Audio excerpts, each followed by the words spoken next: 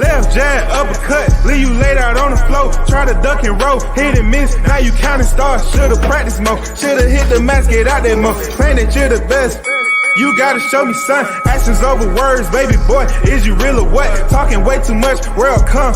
Back sports, talking way too much, world come. Back sports, talking way too much, world come. Back sports,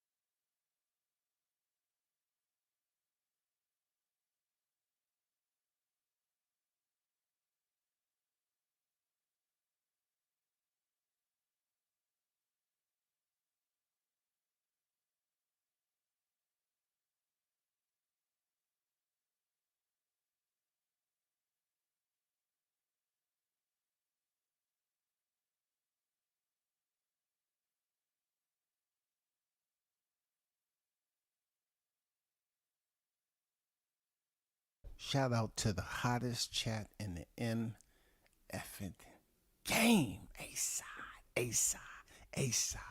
A-side official. No negotiation needed. Period. You already know. We back at it again. Boxing on deck, whining and crying. But I'm still gonna read his comment. You know what I'm saying? So you want to gonna act like AJ ain't been made offers to the sore loser? This is why he never improved, because yes men and his gambling fans telling him he the biggest puncher in history, KO'd bombs. See, I read his look. I'm in the holiday spirit.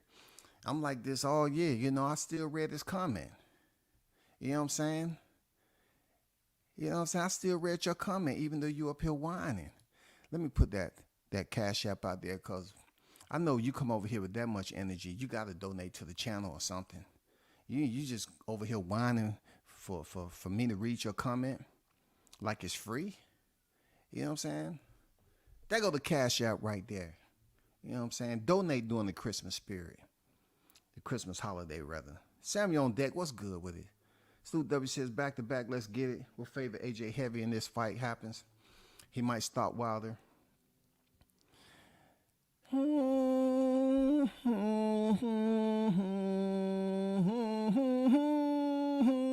heard that violin music all before. Who would stop Wilder?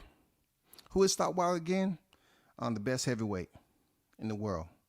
Tyson Fury, that's it. Who stopped Wilder before? Who stopped him? Okay. Did Joseph Parker just stop him? Okay. All right. You know what I'm saying? Dip them in the hot grease and let them cook. They over here. I was saying to myself, I understand why the damn shelves are clear in Walgreens and CVS or the Infamil. Because everybody, a lot of y'all in this chat done bought it all up. You there sucking on a nice little fresh bottle now. He might stop him. Did Joseph Parker stop him last night? Did he? That's what I thought. Andrew Charles on deck with it. What's good, Andrew? The OG, Mr. Golden on deck. Salute to you, man. How you feeling? Christopher on deck. Salute to you. Hey, man, it's the Christmas spirit, man. I ain't going to be on here long. I just had to go in here and remind people, what I love doing, during these holidays, especially being that the fight card went down the way it did, and I get to spread the Christmas cheer. You know what I'm saying? I get to spread the joyous Christmas spirit. about one champion, one face, one name. Deontay Wilder. So let me explain something to y'all once again, because I don't think a lot of you cats that's skipping over here, you know what I'm saying, with a box of Kleenex in your hand, red eyes, you know what I'm saying, snotty fucking noses. You know, you're not even happy for Christmas, all because you saw this thumbnail up there. You're supposed to be in the Christmas joy. You know what I'm saying? You're supposed to be hopping around here with smiles and cheers and in good spirit, feeling yourself. The air is nice. You should be looking at the damn lights, everything. But you mad because I have a Deontay Wilder thumbnail up. So let me break some shit down to you, all right? He is the best heavyweight this era. Period. Period. And this is what's going to make him mad.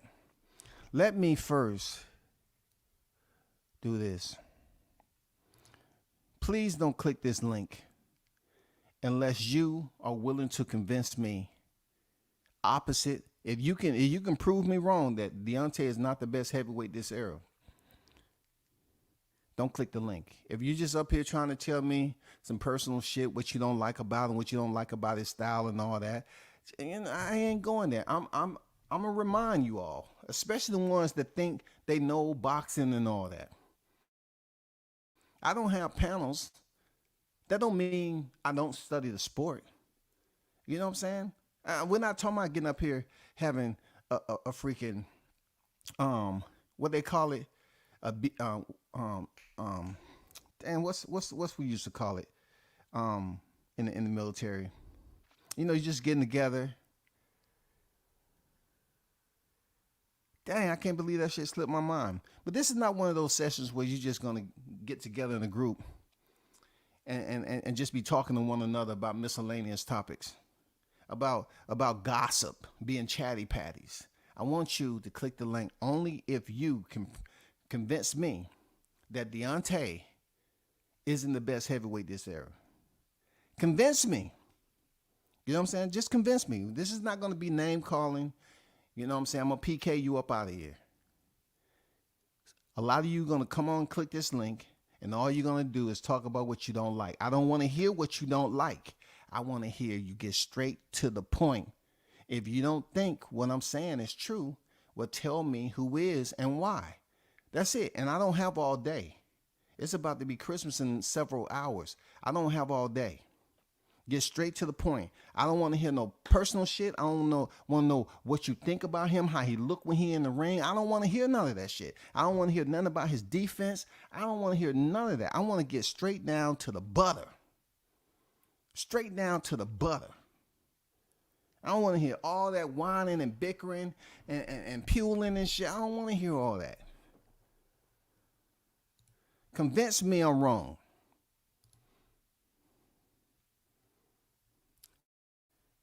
I dropped the link.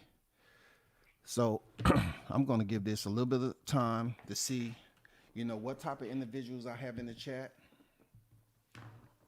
Because, see, when people come over here talking about Yes Man in his camp, that proves to me that these cats don't watch boxing.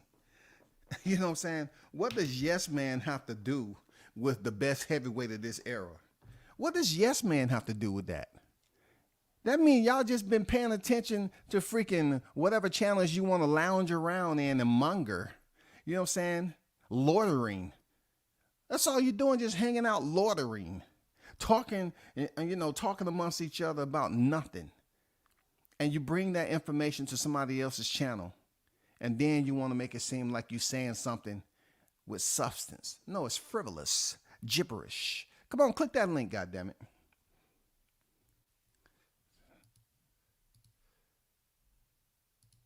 Click that link. Click the link. Convince me that I'm wrong. It goes for anybody. Those of you that feel that you know so much about boxing, you know what I'm saying? Nobody can know more than you and all that. I mean, just please do me that one. Click the link and educate me, goddammit. That's all I want. Educate me. Educate me. Educate me. That's all I want. for you to educate me. Please educate me. Educate me.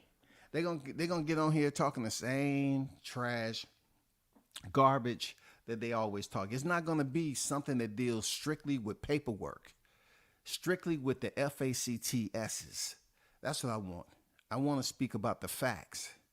Y'all want to talk about what you don't like, what you didn't like looking at, what he did in the ring, and that doesn't stop you from getting in the Hall of Fame.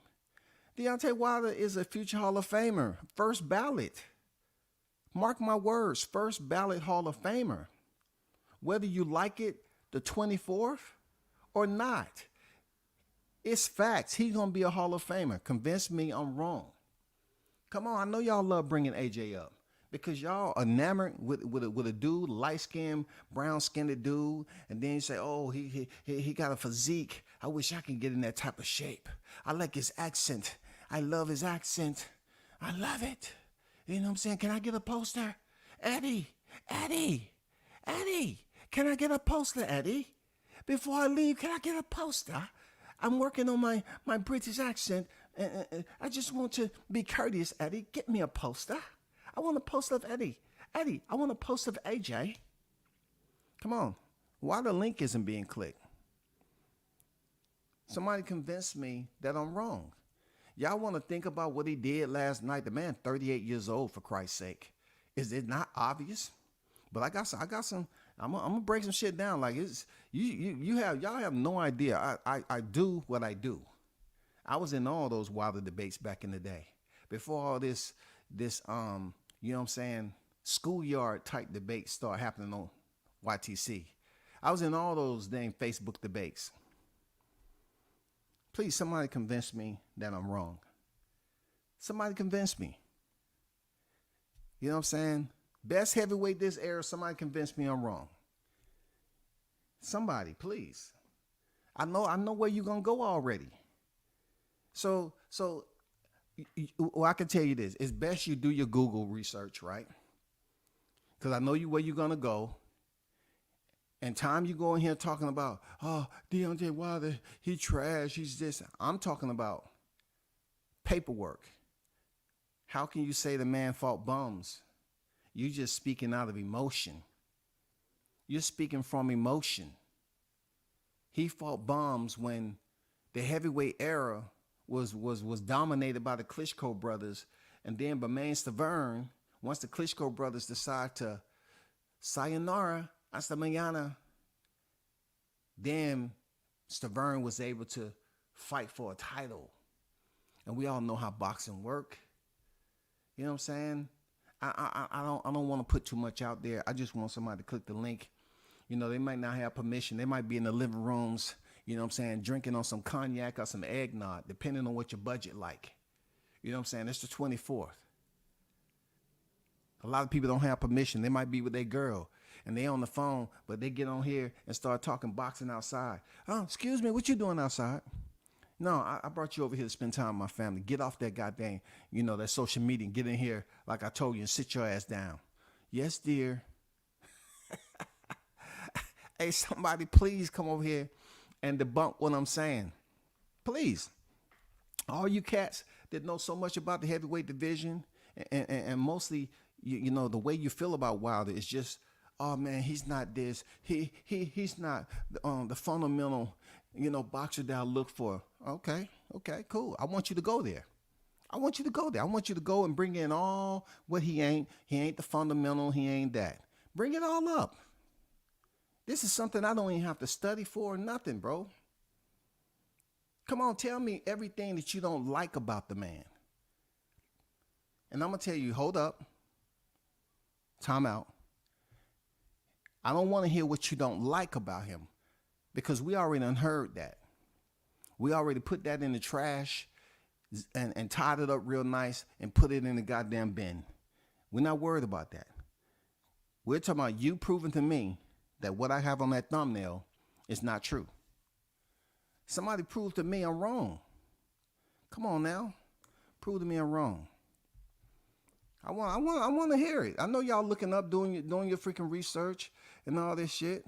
Tell me about Deontay Wilder, 43-3-1, 42 KOs now, and he said, "Hey, boxing come over here mad and angry, talking about he fought bums. Prove it. Prove it. 43 wins. He has a total of 47 fights, 43 victories, and 42 knockouts. You know what I'm saying? The only man to be in the ring with him and not hit the canvas, Joseph Parker. You know what I mean? Joseph Parker. He is the lone one, but that doesn't have anything to do what I'm talking about. I'm just throwing some little nuggets out there. That's all. Somebody convinced me otherwise. I'm going to get to the chat before I get into this cook section. Once I start cooking, don't jump on the live and tell me, I want to respond to your point. No. What's going on? Hey, shout out to my boy Carlo Jackson, man. Fury burn the fire out. And I love Wilder and BLK fighters. Define the era. I don't have to define the era we in. You know what I'm saying? The era we in. That's the era. The era we in. What does an era consist of? What does an era consist of? You know what I'm saying? What does an era consist of? Real talk. Let's just give or take 10 years. We can get an era with 10 years, right? Let's just give an era where the U.S. of A had a U.S. heavyweight champion. You know what I'm saying? Let's just start off with Bermane Stiverne or something like that, and take it on up. It's about to be 2024, so let's just do 10 years or whatever, an era. If you asking me what era, then obviously you don't know shit about boxing and you don't know how to listen. You know what I'm saying? Listen. Why would you ask me what era? I'm talking about the era that Wilder fought in, Joshua fought in. You know what I'm saying? Klitschko era. We ain't talking about no Klitschko era because it wasn't shit that we could do when they was dominating. We couldn't even find a heavyweight champion to do any good. They had to goddamn leave and fall off a little bit for us to come back on the scene. And even then, we only could scoop up the WBC title. We couldn't, it would have been good if we got Charles Martin to come over here, you know what I'm saying, and you know, be able to scoop that belt up before Joshua did. But they got to it before. You know what I'm saying? They got to it before. What's going on, Bruce? How you feel, man? What's happening, Scotty? Merry Christmas to you, my brother. Merry Christmas to you too, man.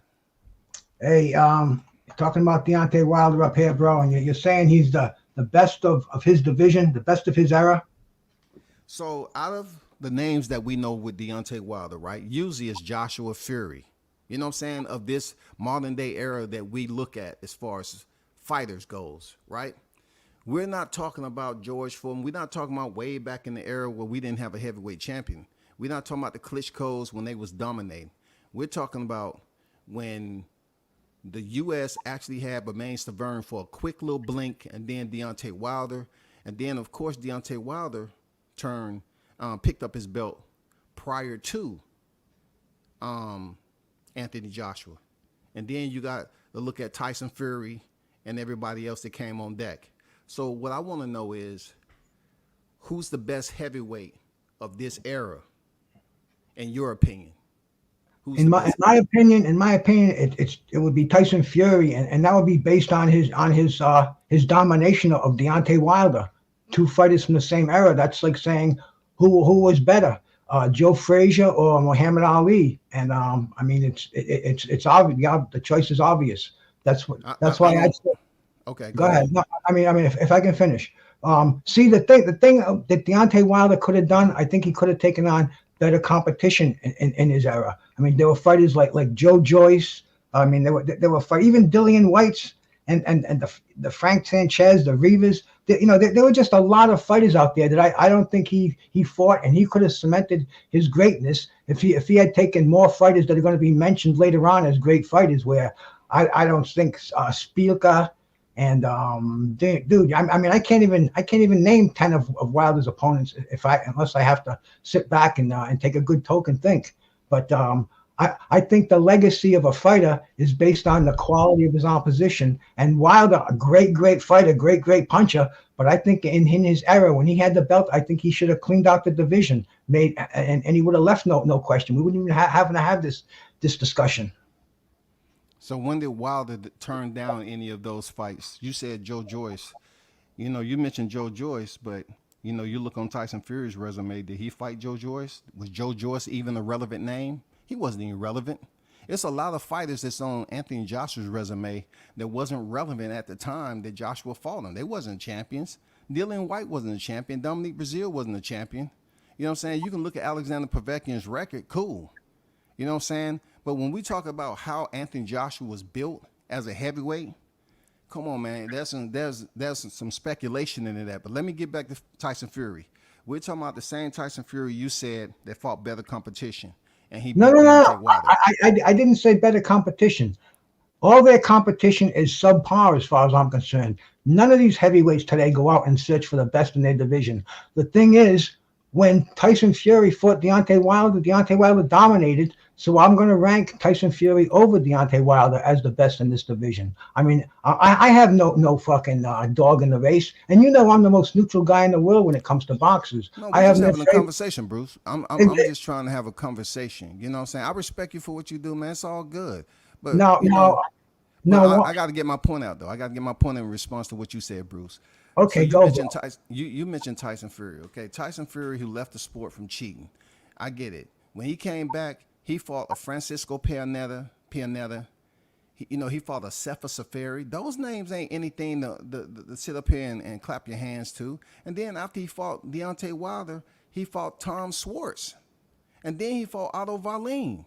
The same Otto Wallin that quit yesterday. But yes, what was Deontay Wilder's status prior to facing Fury there, Bruce? Did you consider Deontay Wilder the best heavyweight in the division prior to Tyson Fury beating him? He still had something to prove to me because Anthony Joshua was in the division, and Tyson Fury and Wilder, and even at the time Parker had something to say about it. He just, to me, he never just went and sucked out. Went and looked for the best competition. That's what separates him from the fighters you were just talking about. You were talking about, you mentioned the Alis and the Fraziers. They left no doubt in the competition. There was 1 through 10, and they fought all of them. They fought every one of those fighters. But we don't have no Alis and no Fraziers in this era, Bruce. Well, but Ali and Frazier? They can model themselves after Ali and Frazier. If they had that gumption about them, if they was cut from that cloth, Bruce, they can become that. But we don't have the Alis and Fraziers in this era like we did. Like they had a group of names out there that was quality names, quality fighters that people wanted to see them fight, and they fought trilogies and stuff like that. We don't have that after the Klitschko era. It was very dense, as far as when you come to the quality of opposition.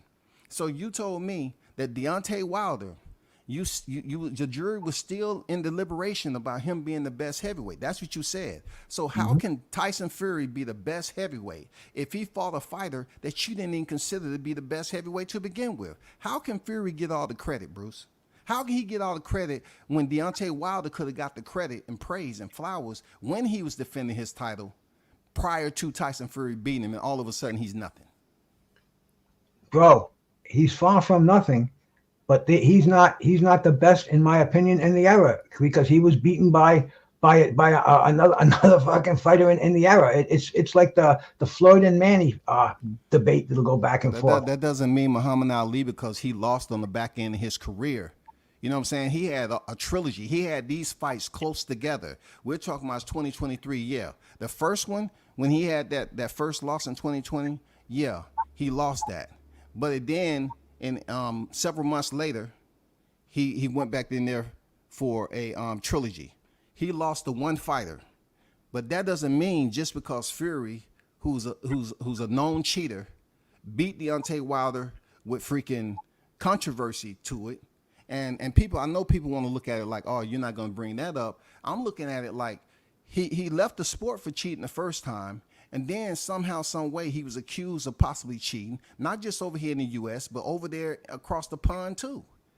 So I'm looking at it like Deontay Wilder's on the back end of his career. He's an older fighter. Most of these fighters, he's the older one, and he did a lot based off what he had access to. We didn't have the Alis and Fraziers in this era. So who can we deem the best? I think Tyson Fury was able to collect all Deontay Wilder's flowers when they didn't give it to Deontay while he was then winning and defending his title. Time he was defeated in February 2020, all of a sudden, they raised Tyson Fury up as the best heavyweight because they beat Wilder. But when Wilder was reigning, they didn't give him hardly any credit. They gave him very minimal credit for being the best heavyweight out there because Joshua was scared to fight him. That's just my opinion, Bruce. And that's the beauty about boxing, bro. We can all have our own opinions, but as far as and you mentioned a no doubt first ballot Hall of Famer. I don't know, bro. I don't know about that. Yeah, he definitely, based off what we got in there, Bruce, already. Come on, Bruce. Based off what we have in the Hall of Fame and certain fighters getting into the Hall of Fame, man, he's tied for the most title defenses. You know what I'm saying? And 10 title defenses. He's up there with Ali. You know what I'm saying? I'm not comparing him to Ali. I'm talking about what his resume produces. What his resume has produced. You cannot say, well, they don't match up to Ali and Frazier. Who cares? It's a lot. This entire era don't match up to the Ali and Fraziers. No, nobody. Not Joshua, not Brazil, not Wilder, not Fury. None of them cats. We just have to take what we have right here in this era, in my opinion. But see, the Hall of Fame committee doesn't have to put an immediately retired fighter in the Hall of Fame right away, like you're saying, first ballot. I don't think he's going to go in on the first ballot. I think it might take a few years, and it might take a few more eras of heavyweights, so we can see if he should be put in that high level. Because frankly, I just don't think he fought enough competition. I don't think he dominated the heavyweight division, and to me that's what a champion has to do, and he didn't. Who dominated the heavyweight division? You gonna say Fury? No, nobody. Fury only because he's the belt, and he beat Deontay Wilder, who maybe if he had fought more could have. But Tyson Fury just happens to be and like I'm going to say, in my opinion, he dominated this heavyweight era more so than Deontay Wilder. That's just the way I'm looking at it as a neutral fan, bro. I get what you're saying. I respect your opinion as far as what you think he dominated, but he didn't really get his flowers till he beat Deontay Wilder, and that was in one fight. You know what I'm saying? He beat him 2020, and all of a sudden, people say, finally, Deontay loses the belt, finally. Now we can go on, but yet they were still unhappy because there was nothing going on with the heavyweight division. They called themselves trying to make Fury Joshua, but there was an arbitration going on, so Deontay went back in there and lost again. But, we look at that fight and the ebbs and flows of him fighting Tyson Fury. When Tyson came back to the heavyweight division, nobody was looking at him as the best heavyweight in division, and they had they had reserve about Joshua. You know what I'm saying? How he was raised up in the heavyweight, and was he really that guy? Yeah, he's with Eddie Hearn. Kudos to that. But we all know the layout of Joshua. You know what I'm saying? We seen it play out in front of us, and it's easy to say that. Joshua will fight Wilder now coming off that loss. Wilder's 38 years old. He took a lot of punishment and damage, him and Fury, both of them. But I respect your opinion, Bruce. I ain't gonna hold you too long. I'm pretty sure it's plenty of other people that want to jump on here. But I like how neutral, how you cut it down the middle, that there's no Alis and there's no Frazier's of this era. It's not. There's no fighters in Well, this era. we live in an era right now where the fights that could be made and should be made, we talk about them like they're fantasy fights, and that just never happened. This is the only era where I've ever seen that happen. And until that improves, we're going to have arguments like this all day long because we're basing it on our opinions of the fighters. Let them get in the ring and settle this, and we won't have to have discussions on this. It'll be etched in stone because they dominated the era. I mean, they could be the next Ali. I mean, hey, Scotty, I'm going to let you go, brother. Merry Christmas to you and your family, bro. Hey, Merry Christmas. Thanks for having me. Merry Christmas, you too, man. Thank you, OG. Appreciate you. Much love, bro. Yeah, what's good, man? Salute, OG. What's good? What's What's good with you? Salute to you. This body work, man. What I can say, man, I'm a little ashamed to say that Tyson Fury actually made it debatable. I mean, talk to me. I mean, this I put the link in there. You have to basically just put it out there and prove, your narrative and what you think. That's all. Explain to me why you think that. He made it debatable because one, I think Fury is kind of tricky. He kind of spanned it.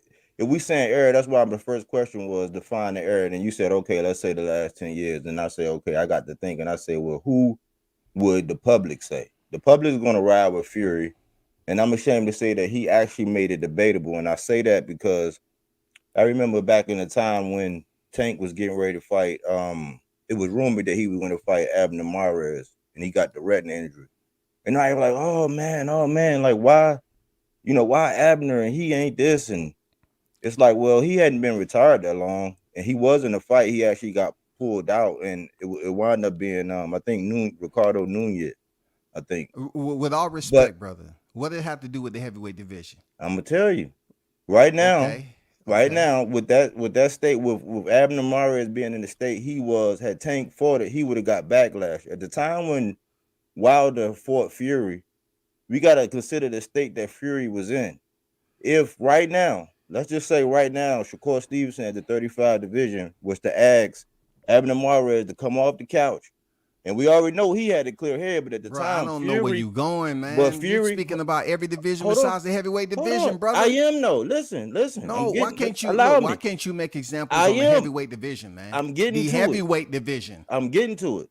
I gotta give illustration. It's the 24th, man. It's about to be Christmas, dog.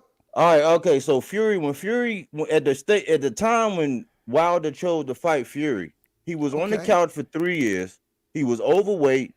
He was contemplating unaliving himself, and he was addicted to drugs. He already had a past of cheating. You tell me a champion right now that could pull somebody like that off of a couch to fight him at a draw. The warning signs was at the first point in time when he fought him to a draw in the first fight. That was the glaring red flag. That's what I'm talking about. Like he get the benefit of pulling this man from being inactive in the state he was. The man came back and fought him to a draw. That's debatable right there. What other heavyweight champion would allow you to do that? Would Tyson allow you to do that? The glaring factor for who? Deontay? Yeah, that's saying he's the best. You can't be the best if you're going to pull somebody off the couch and they fight you to a draw. Absolutely he can, because what does coming off the couch to a draw have to do with being the best of this era? What does that have to do with anything? Because we just saw what happened to Wilder having fought one round in 2 years, how it was. First of all, you up here using that as an excuse because that man was cheating and he was already on freaking appeal. Listen, bro, he was already on it. Look, he was. Look, I ain't disrespecting you. I'm just putting it out there. He was already to my facts. He was already on appeal. He was already on appeal for cheating. That's the only reason he was able to fight Vladimir Klitschko, right? And then when he fought Klitschko, he's off into the distance because he get punished. You know what I'm saying? Period. He got suspended and all that shit.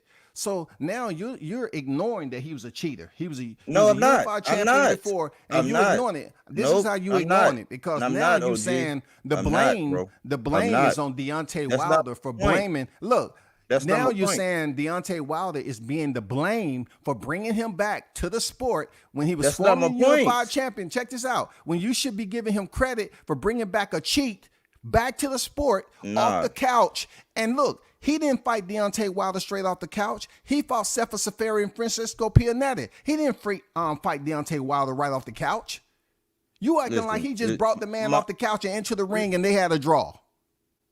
No, listen, you got to think about the state of I what he was listen to in. what you're saying. That bro. was a layup, bro. Nobody else would get a pass for doing that. That makes it He debatable fought right two there. freaking opponents, man. What are you using this as an analogy for? What are you using this as a comparison to my debate to say that just because Deontay Wilder pulled him off to a draw, that was somehow saying, hey, that's a glaring reminder right there that Fury was the best. They fought a draw. Right. What you He tell me? was a unified champion. Tell me He was this. a Lennox unified Lewis. champion before Listen, Wilder. look. If Lennox Lewis was the guy that was reigning supreme, no, bro. you tell me when he pulled somebody off the couch in that state that Fury was in, would it be a draw?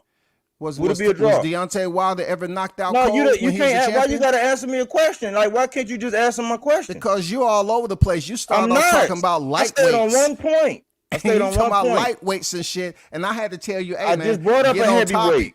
I just brought up a You know what I'm heavyweight. But I said if Lennox Lewis was reigning supreme, could he pull Tyson Fury off the couch after 3 years in the state he was in, and would it be a draw? You asked me a question. I'm telling you, it took you forever. It took you I damn near didn't. 20 Like, you exits. stuck on that. Like right now, brought it up the time. You sped. Look, bro, you're not gonna sit up here and think the day before Christmas I'm gonna try to overtalk you. It's not happening, bro. You on my panel, bro. You know what I'm saying? You're not gonna do this. You mad? You come over here talking about Javante and Abner Mares. Brother, you all way off. You're talking about Deontay. Oh, it's right there. They went to a draw. Very, very poor analogy, bro. Very poor. Because Tyson Fury didn't fight Deontay Wilder initially off the couch. He fought two fighters, Sefer Seferi and Francisco Pianetti. That's toilet water that you was in here stirring up. Toilet water. That wasn't hot grease. And then you trying to overtalk me on my own panel when I'm trying to make a point, bro. You know what I'm saying? What's going on, Pop? How you feeling, man? What's going on, WCS? Happy holidays. Happy holidays. Happy holidays, you and yours, man.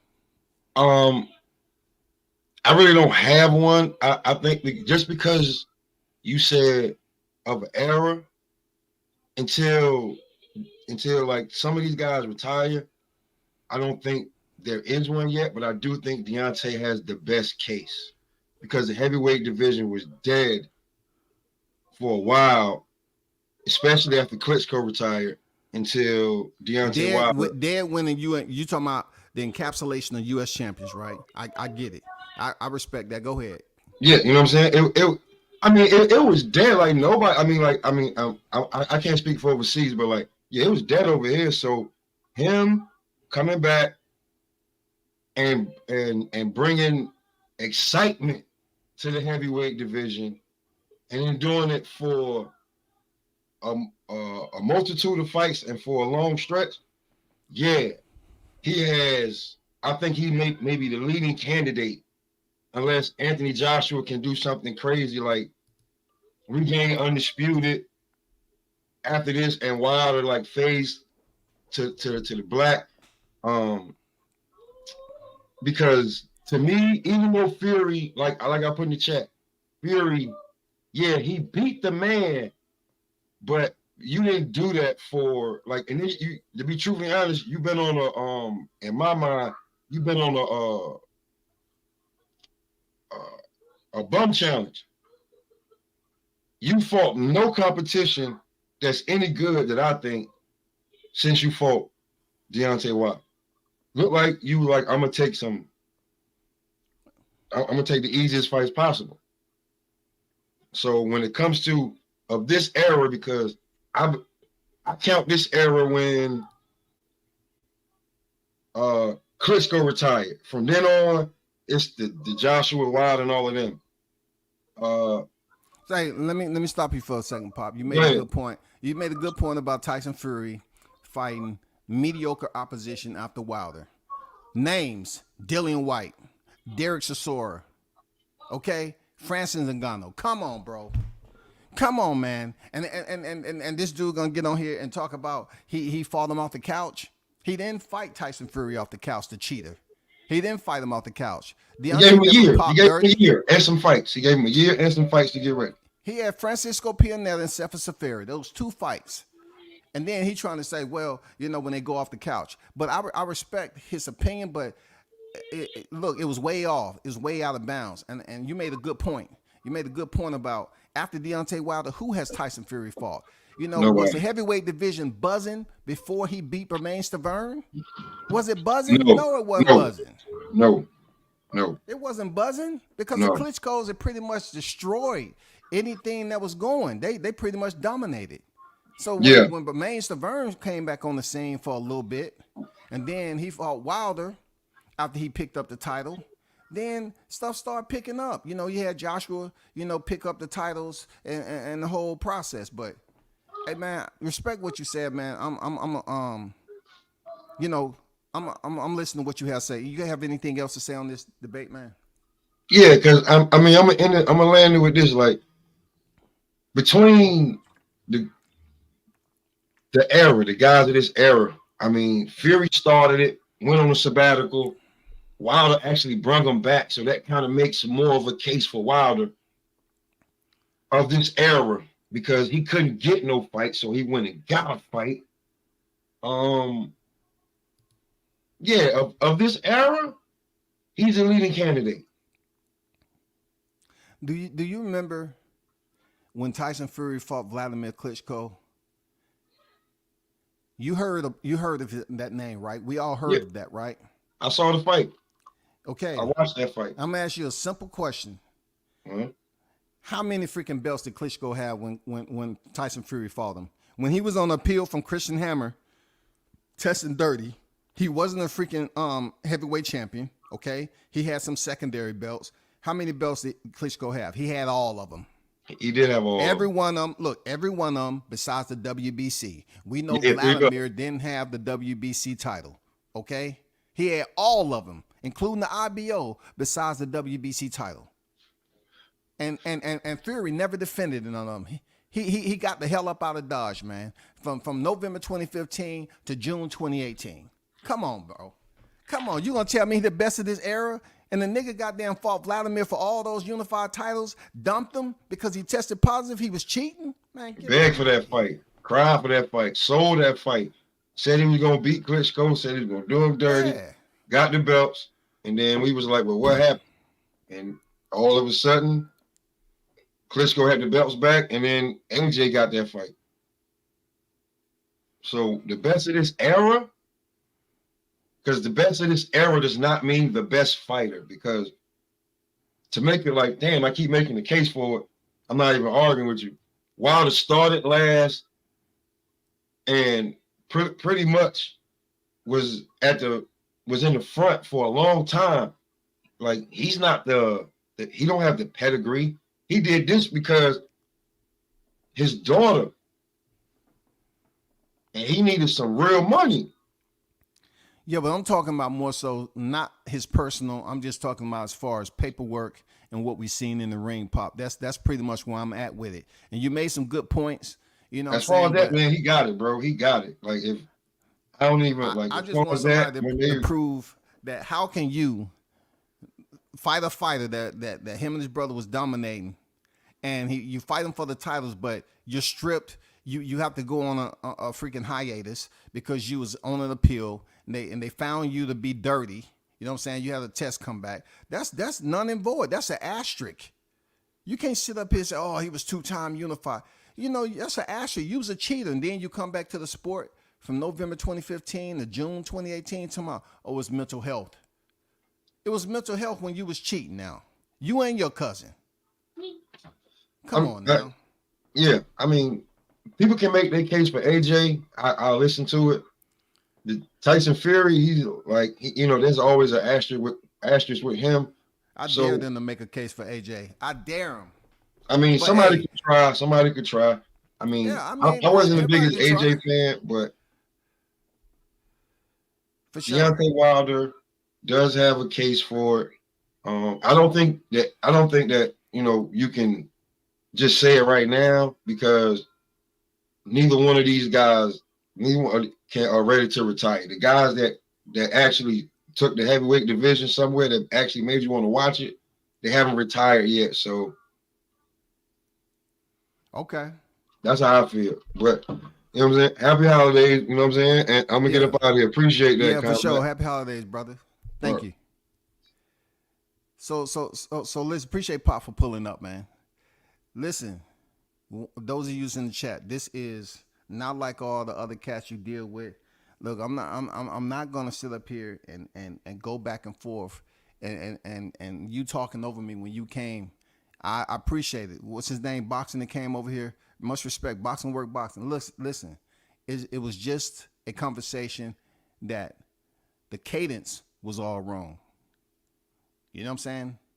I don't have time to be trying to talk over you based off very poor analogies that you was given that didn't make any sense. That's no disrespect to you as a person. I don't know you, brother. I mean, but on this YTC shit, people be getting all upset because you don't agree with what they're saying, bro. You start talking about lightweights. I don't give a F about lightweights when it comes to this debate. When it comes to this right here, what are you talking about lightweights for? I don't want to hear a damn thing about no Abner Mares and Gervonta Davis. I don't want to hear shit about no Shakur Stevens, whatever you was trying to say. I want to hear strictly about the heavyweights and what we have going on and how it all led to this point. You ain't debunking anything I'm saying about Deontay Wilder being the best of this era. We want to talk about Tyson Fury, the only man that they can lay the red carpet out, the cheater himself, period. Deontay Wilder, when has he been accused as a champion in his freaking illustrious career of cheating? That goes along with everything of being the best. Why? Because it's been a topic of the conversation for years and years and years. You know what I'm saying? It's been part of the talking points and the concerns. It's been, sort of the bullet points. You know what I'm saying? How you line everything up to pretty much gauge who is one of the best of this era. When you have cheaters in other sports, people say it's an asterisk. We're not going to sit up here and act like we haven't heard boxers being cheaters in here and then have people complain and say, oh man, so-and-so was a cheater. I don't know how long that go back. I don't know how long Margarito was loading his gloves up. Did he load his gloves up with Miguel Cotto? You know what I'm saying? How long has Canelo been doing clenbuterol? How long was these fighters? You know what I'm saying? That's how they look at it. When you get busted, people look at you different. When you get busted, people look at you different. So Deontay Wilder give Tyson Fury a shot. And it goes to a draw, and then they have two other fights, and Deontay Wilder did not get the job done. Does that mean that Muhammad Ali didn't have losses on the back end of his career, but yet they call him the greatest? Come on. Deontay just picked up his third loss. You know who had losses before him? You know who was packing on the losses before him? Anthony Joshua. Yes, AJ. Anthony Joshua. But I'm not gonna put everything out there, because the more I talk about it, people are gonna start getting ideas and say, oh, I'll sit up here and debunk that. I want to hear someone prove me wrong about the champions that we have in this era. And I like what Bruce said. Bruce pretty much put it out there. It's no Ali's and Frazier in this era, so we can leave that alone. We're not comparing no Lennox Lewis's. We're not comparing the Holyfields. We're not doing any of that shit, bro. We're talking about the modern day, from the time Bermane Stiverne was able to get the title, Deontay picked it up, they're on forward. Period. They're on forward. I just want to, kind of get a gist of how people's mindset is when it comes to, the 2015. Everything happened in 2015. Real talk. Everything happened, bro. A lot of shit happened in 2015. You know what I mean? A lot of shit happened in 2015. Deontay Wilder was able to beat Bermane Stiverne in 2015. You know what I'm saying? a lot of things happened. November 2015, Tyson Fury beat Vladimir Klitschko in 2015. I'm talking about that. We're almost at that, 2025 era. We almost complete this modern era. Outside of the Klitschko's, where Tyson Fury won and Deontay Wilder defeated Bermane Stiverne. I'm talking about this era right here. I ain't talking about all that. This era right here can't compete with those guys. It can't compete with the Lennox Lewis, Mike Tyson's Holyfield era. They can't. They can't. So you can't sit up here and say Deontay Wilder fought nothing but bums, and you sit up here and act like Anthony Joshua and Tyson Fury hasn't sit up here and fought a selective group of individuals that's qualified to compete in the heavyweight division that we consider, okay, all right, yeah. Do I really want to see? Okay. I mean, come on now. Let's not act like outside of Deontay Wilder, who was Tyson Fury, in the ring with, that you just up here, you clapping it up, you standing, jumping up for joy. Who? Dillian White? Derek Chisora? Who? Who was up here? Who was jumping up in joy? And once he became champion, came a little relevant before he aborted mission from boxing. Who he had? Steve Cunningham? Who? You want to talk about the times he fought Derek Chisora? Who did Tyson Fury get his name and his notoriety from? Outside of the cheating. Deontay Wilder, period, point blank.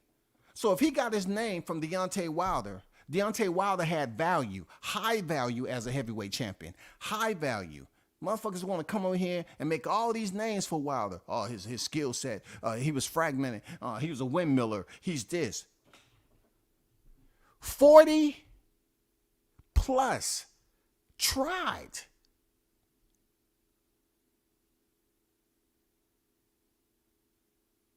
And they failed. Literally. You telling me 47 bouts and you sitting at 43 victories, 42 knockouts. And you trying to say out of those 43, they was all bums. But yet, when it comes to AJ, you're not even looking at how that whole process worked out for him. Come on, man. I haven't even really started to cook AJ. I really haven't started to dip him in there. You know what I'm saying? Because once I dip AJ in this motherfucking grease, he ain't going to look the same. Because a lot of you cats wasn't back when this shit was going on between him and Wilder. You weren't back there when he first started, when he started to make that little rise, and they trying to boost him up. Mr. Robot himself. The link is still out there. I ain't gonna be out here too long. Let me read some of these comments. Look, man. Joe, brother, what are you doing talking about Rocky Marciano? What are we doing talking about Rocky Marciano, bro? It's no different when Marciano beat Lewis. Marciano was just a man of that era because he beat the man. They beat the man. We really talking about Marciano? Do you think his compeers or his boxing luminaries back then was the same as these luminaries today? Are we talking about Marciano for? Do you really want me to pull up Marciano's record and tell you who he fought when they was old? Deontay Wilder, the older fighter, finally, looks his age or whatever. That doesn't expunge the fact of what he built up to this point. Joseph Parker didn't knock him out. He didn't even touch the canvas during this fight. But everybody up here jumping up in joy, talking about, oh man, he gonna get cooked. He gonna get cooked because of the way he looked. The man has no quit in him. Above all else, you must never quit or give up. That is a Marine Corps motto. Above all else, you must never quit or give up. I ain't never seen a fight where Deontay quit.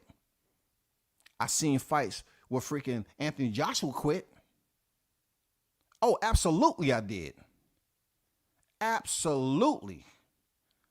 Let's just face the fact. Tyson Fury, as much as y'all want, him to basically just do away with that cheating scandal, when it comes time for him to go in the Hall of Fame, you actually think Tyson Fury is going to get in the Hall of Fame before the guy who put him in the limelight?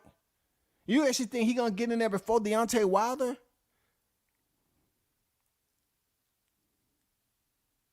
He didn't get all this exposure until he defeated the man. So how does that work exactly? How does that work? Someone explain me. Write that shit on the put that on the whiteboard.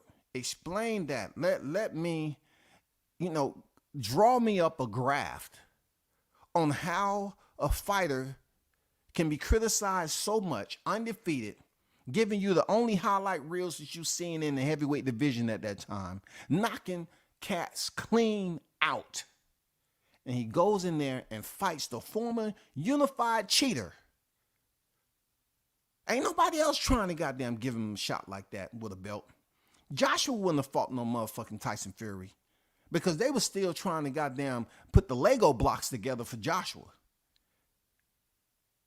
Deontay Wilder is taking all this criticism, boom, boom, boom, all this criticism.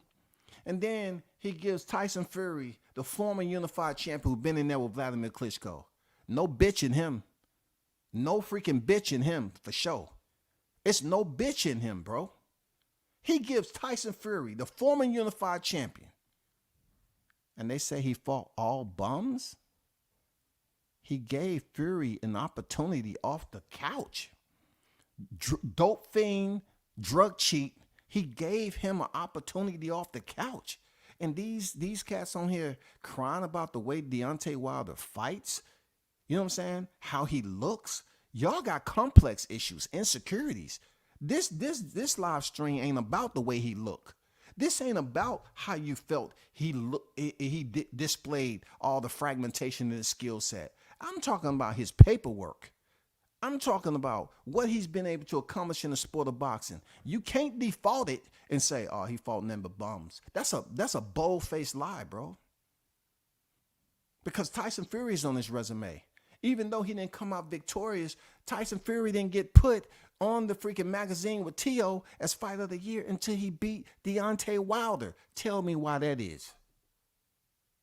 Because last time I checked, Tyson Fury has a awkward, unorthodox style too.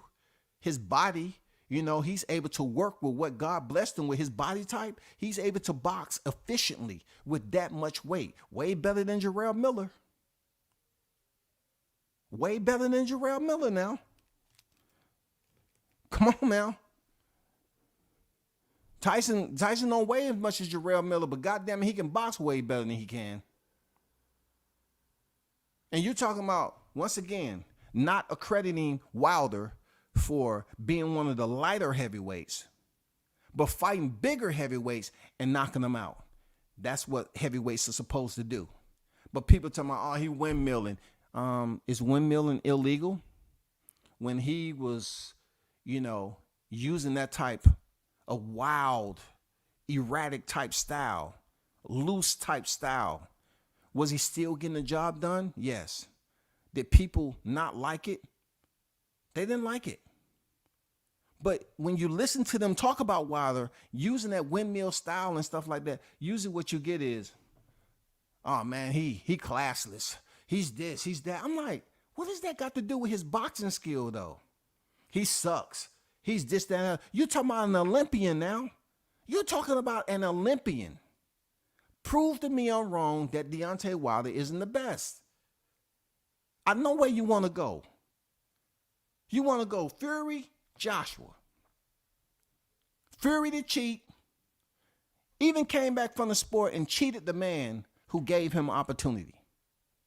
But y'all want to, no, man, don't go there, man. We ain't got time for that. We ain't got time for that. Listen,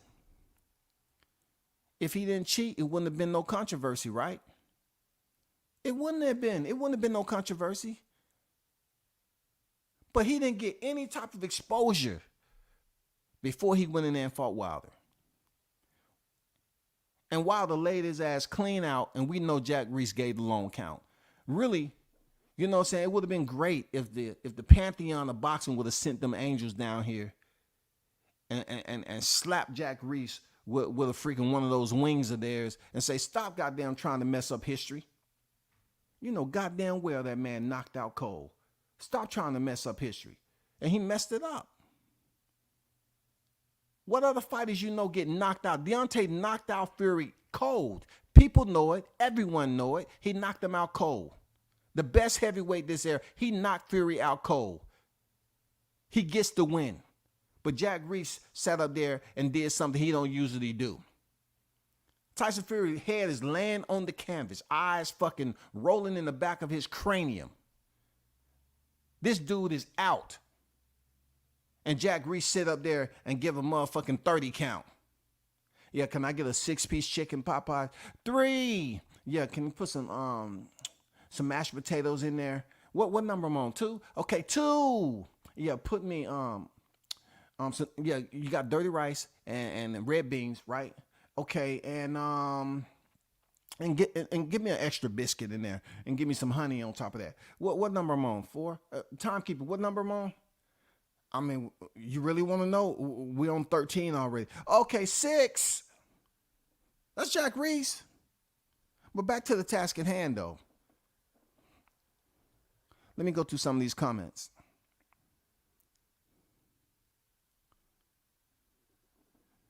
I'm a Wilder fan, but Fury is the best of this era. Fury is unbeaten. Beat Wilder twice, and honestly, Wilder never truly dedicated himself. Last night was sad to watch. So here we go again. You have Sid UK. I know exactly who you are. You know, like I said, you leave a comment and I'm going to respond to it. Don't sit up here and get butthurt like a lot of people are doing. Check this out. You can have your opinion, but none of what you said debates basically slice open what I'm saying up here. You're telling me Fury is unbeaten. What did that got to do with anything? Also, Deontay is 38 years old when you talk about how he looked last night. 38 freaking years old now. Any other fighter that was old, oh man, they old. Unless they Manny Pacquiao. Pacquiao came back and he fought Keith Thurman. Yeah, that just proves it. No, most of the time, people are saying, oh man, so-and-so fought so-and-so when he was over the top, he was over the hill. Deontay go over there and he fight a younger Joseph Parker. Oh, he trash. He ain't doing it. Come on, bro. He's 38 freaking years old, man. He'll be 39 next October, I believe. So age don't matter to Wilder. He's just trash. Is that what you're trying to say? Why are we talking about last night? Does that have anything to do with what I'm talking about? A lot of greats have lost near the end of their career. Father Time would never, ever be the B-side. Never. Father Time will never be the B-side. You can't stop it. Why are you talking about the corner? What does that have to do with his legacy? Man, y'all don't know how to damn stay focused and stay on topic, bro. Y'all don't know how to stay on topic. Y'all busy talking about his corner. Everybody want to talk about his corner. The man come out there trying to work the jab, and you say, why Malik Scott trying to teach him something now? Isn't that what the hell y'all was freaking complaining and whining about? Oh, you don't know the fundamentals. He takes the time and switches it up, but yet y'all want him to come out there bombs over Baghdad. What the fuck y'all want, dude? Like, what do y'all want? 1 minute you criticizing him for lack of fundamentals. He goes out there off the back foot trying to use the jab, trying to be a counterpuncher, trying to set something up. And y'all say, I don't like this. I don't like that. I ain't used to seeing him move like that. I want the old Wilder. That's the conversation they having in their head. You know what I'm saying? That freaking ungrateful conversation. That brat conversation on YouTube. I want to sit up here and criticize Wilder's corner like you didn't see him doing anything different. Yeah, he had some bad habits in there, of course. But did he not come out the gate patient with the right hand? He wasn't coming out there bombing, throwing no windmills with the right hand and shit. No, he was trying to work off the jab. Yeah, a lot of jabs didn't hit Parker, but he was trying something new. So you mad at his corner now for teaching him something, switching it up, based off the complaints and criticism coming from the YTC, y'all are mad? You're not making any sense. You're not making any sense at all, man. Shout out to everybody's on that. Shout out to Hottest Chat in the MF and Game. Salute to you. Bro, don't take it personal, man. You know what I'm saying?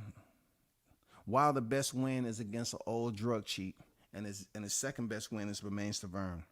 So while the best win, you are in a chat where it would be good if you put names. You said while the best win is against an old drug cheat.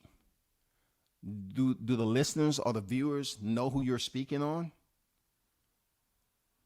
And his second best win is Bermane Stiverne. Why would you call that his best win? Because that's when he picked up the WBC title. Why would you even say what type of champion was Bermane Stiverne? Without looking it up on Google, who did he beat to get the WBC title? And how many times did Bermane Stiverne defend that title? See, y'all sit up here and y'all want to give credit to Tyson Fury for fighting Deontay Wilder, right? But you don't want to give Deontay Wilder credit that pretty much catapulted Tyson Fury into the motherfucking the limelight where he at now. Deontay Wilder did that, period. What was Bermane Stiverne now?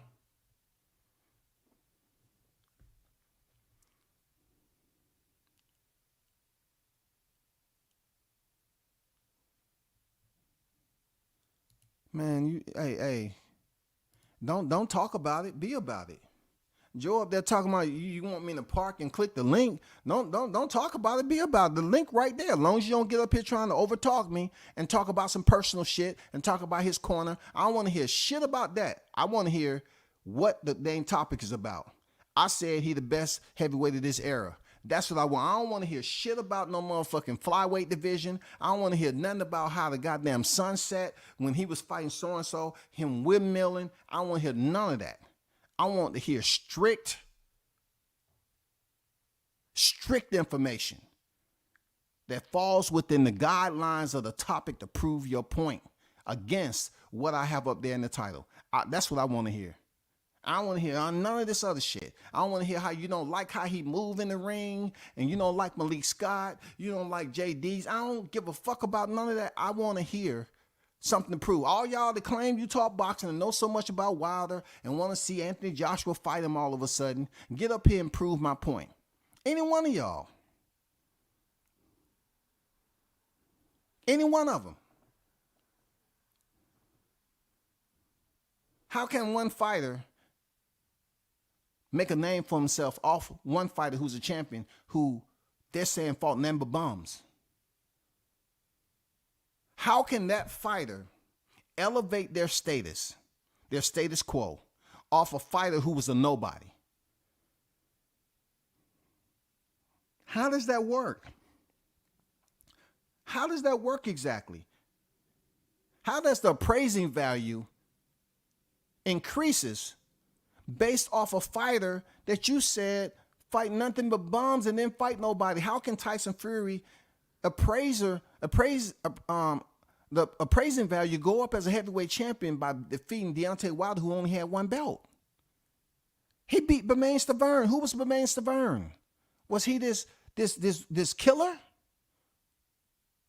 Was he a killer? Huh? Who's next? Who's next? You say he a killer, right? Who next? Who did Tyson Fury fight that was a killer? When he came back to the sport, who did he fight that was a killer? Deontay Wilder. It proved it. People are mentioning the draw, but they ain't gonna mention Deontay Wilder won that freaking fight. They're not gonna mention he knocked Fury out. It should have been 1-0 heading to the rematch. And then 1-1 heading into the trilogy. But Wilder was fucking robbed of a knockout. Point blank, period. Robbed of a fucking knockout. Any other fighter head would have bounced off the canvas like that. The fight's over. But the referee get on one knee. Let me see. I forget how to count. Come on, Fury. He taking out goddamn bobby pins and poking Fury and shit. Get up, get up, get up, get up. Come on, you can do it. Get up. Get up, you can do it. For the spirit of boxing, you can do it. Come on, bro. Come on, man. Come on, man. All y'all that talk boxing, you don't have to agree with what I say. Y'all talk boxing, right? Y'all want to sit up here and talk about how bad Deontay Wilder look. He's 38 years old. He didn't get knocked out, though. That's one thing that you have to understand. No bitch in him. No bitch in him. No quit. No quit. No quit in him now. But that ain't cool enough. That ain't cool enough not to be a quitter. Let me get on my boy AJ. Let me do it because, you know, nobody's clicking the link. It's all good. Let me get on my boy AJ and tell y'all some straight up truth about why he ain't the best heavyweight of this era. First of all, he's a quitter. Quitter. Quitter. That's what he is, a quitter. Let's just go back to the first title he picked up, the IBF. Who did he pick that up from? Charles Martin. Let's go back to how Charles Martin picked up. He was fighting Glasgow, right? And Glasgow came up with a knee injury, right? Right? So when he fought Glasgow back in, what was that, April 2016? 2 months later,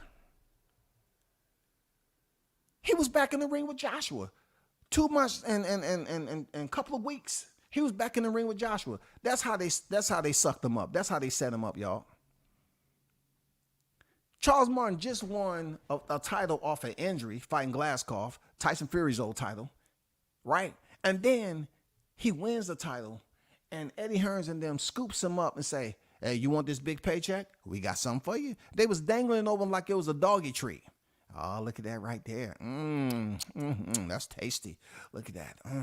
We got more where that came from.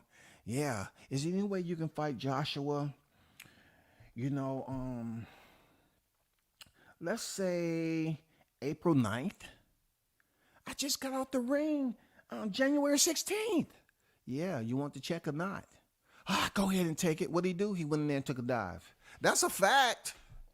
If y'all want to talk about AJ, that's a fact right there. He got that first title off Charles Martin, who won it off a freaking knee injury from Glasgow, never defended it, went right back in the ring 2 months and a couple of weeks to fight Joshua, and goddamn took a dive. You think I'm bullshitting? Watch the damn Andy Konoski fight when he fought Charles Martin, and the commentators even brought it up. Who don't talk? Who don't know what who don't talk this boxing shit? Look it up for yourself, bro.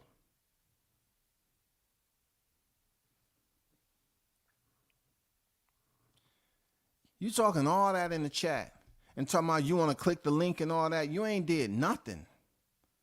You ain't did nothing, bro.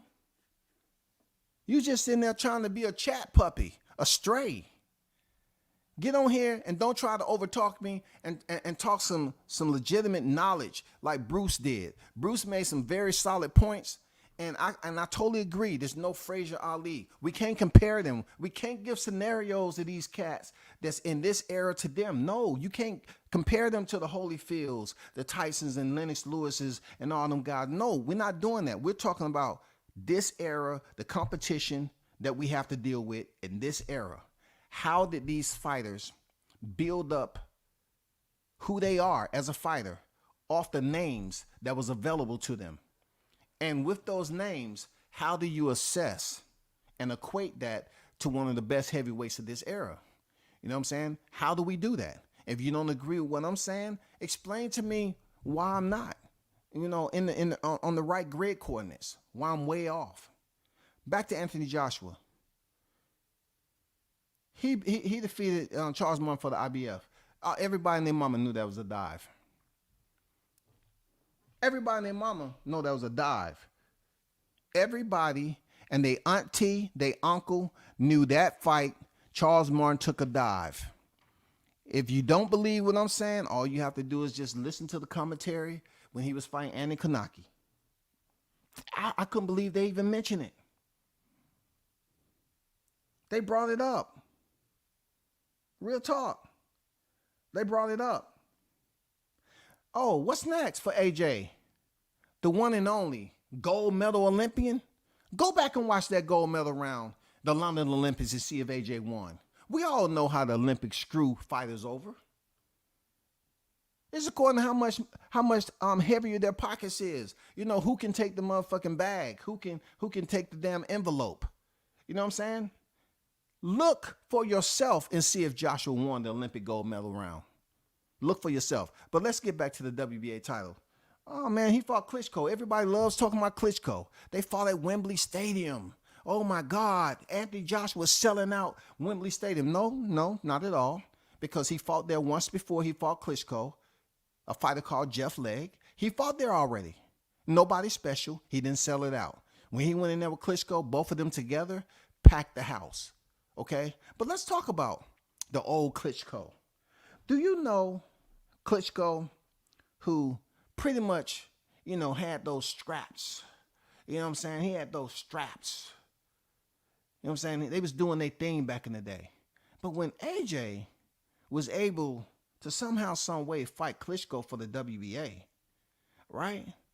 I'm saying to myself, how does that work itself out like that? How is that possible for you to have an opportunity to face the Klitschko? You know what I'm saying? He already had the IBF, right? They threw in not only the WBA, but he was fighting for the vacant IBO. So how do you fight a former legend, right? You know what I'm saying? Not a former legend, a former heavyweight champion who has been out the ring 2 years and 1 month. How? How do you feel as a heavyweight, a new modern day heavyweight, AJ? Oh, I know what it is. You know, they was gonna build him up across the pond, and they was gonna elevate his status, build his brand up, and all that. And you know, he already got the IBF. So Eddie Hearn was doing an outstanding job with AJ. He went in there and fought Vladimir Klitschko, who's been out the ring 2 years, y'all. 2 years. 2 years, y'all. 2 years. 2 years, y'all. 2 years. Yes. Did y'all hear me? 2 years when AJ fought him. He had been out the ring 2 years, 1 month, 1 day when AJ fought him. And don't nobody have a problem with that? Deontay Wilder was out of the ring over a year. He looked bad and people like, oh, he's trash. But when AJ fought Vladimir Klitschko, they look at it like, he fought a Klitschko. 2+ years. And he still gave Joshua hell. 2 years, y'all. They had to remind Klitschko he wasn't there to go on another title run. And that's why they stopped in the 11th round. 2 years, y'all. I just had to put that out there. But you want to know something else? Klitschko was like 41 years old when AJ fought him. 41 years old, bro. AJ fought a 41-year-old Klitschko? And people up there jumping up and down, thinking he did something. He fought a 41-year-old Klitschko who had been out the ring 2+ years.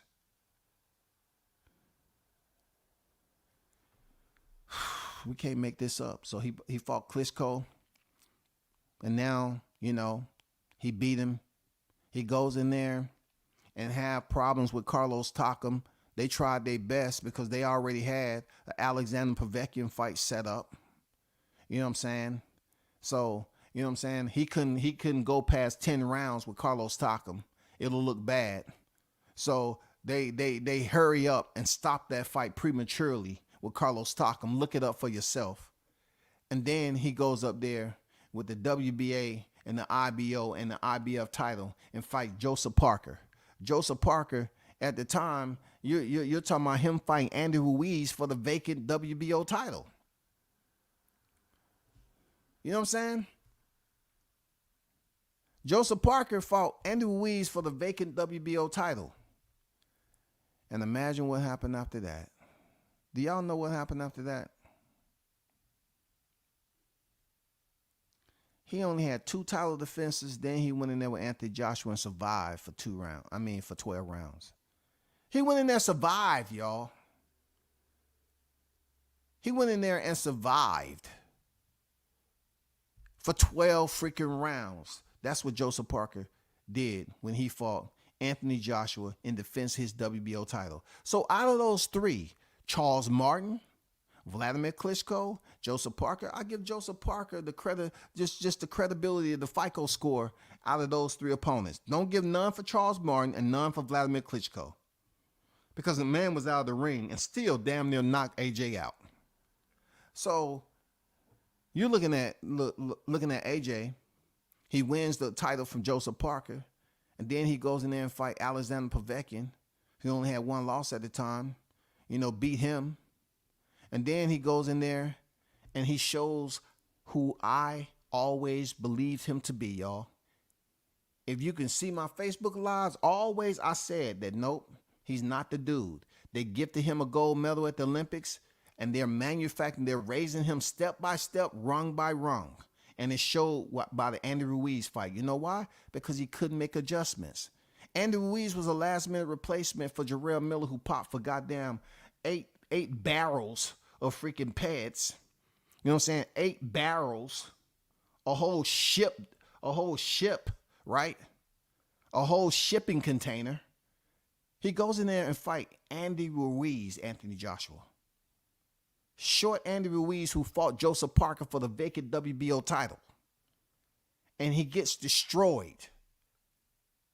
You know what I'm saying?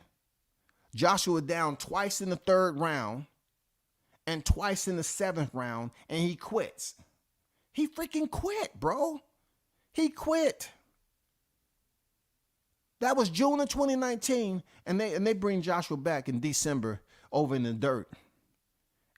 Andy Ruiz come over there looking like Jarrell Miller. Tell me I'm wrong. Tell me I'm lying, goddammit. Tell me I'm lying. Tell me I'm lying. Tell me I'm lying.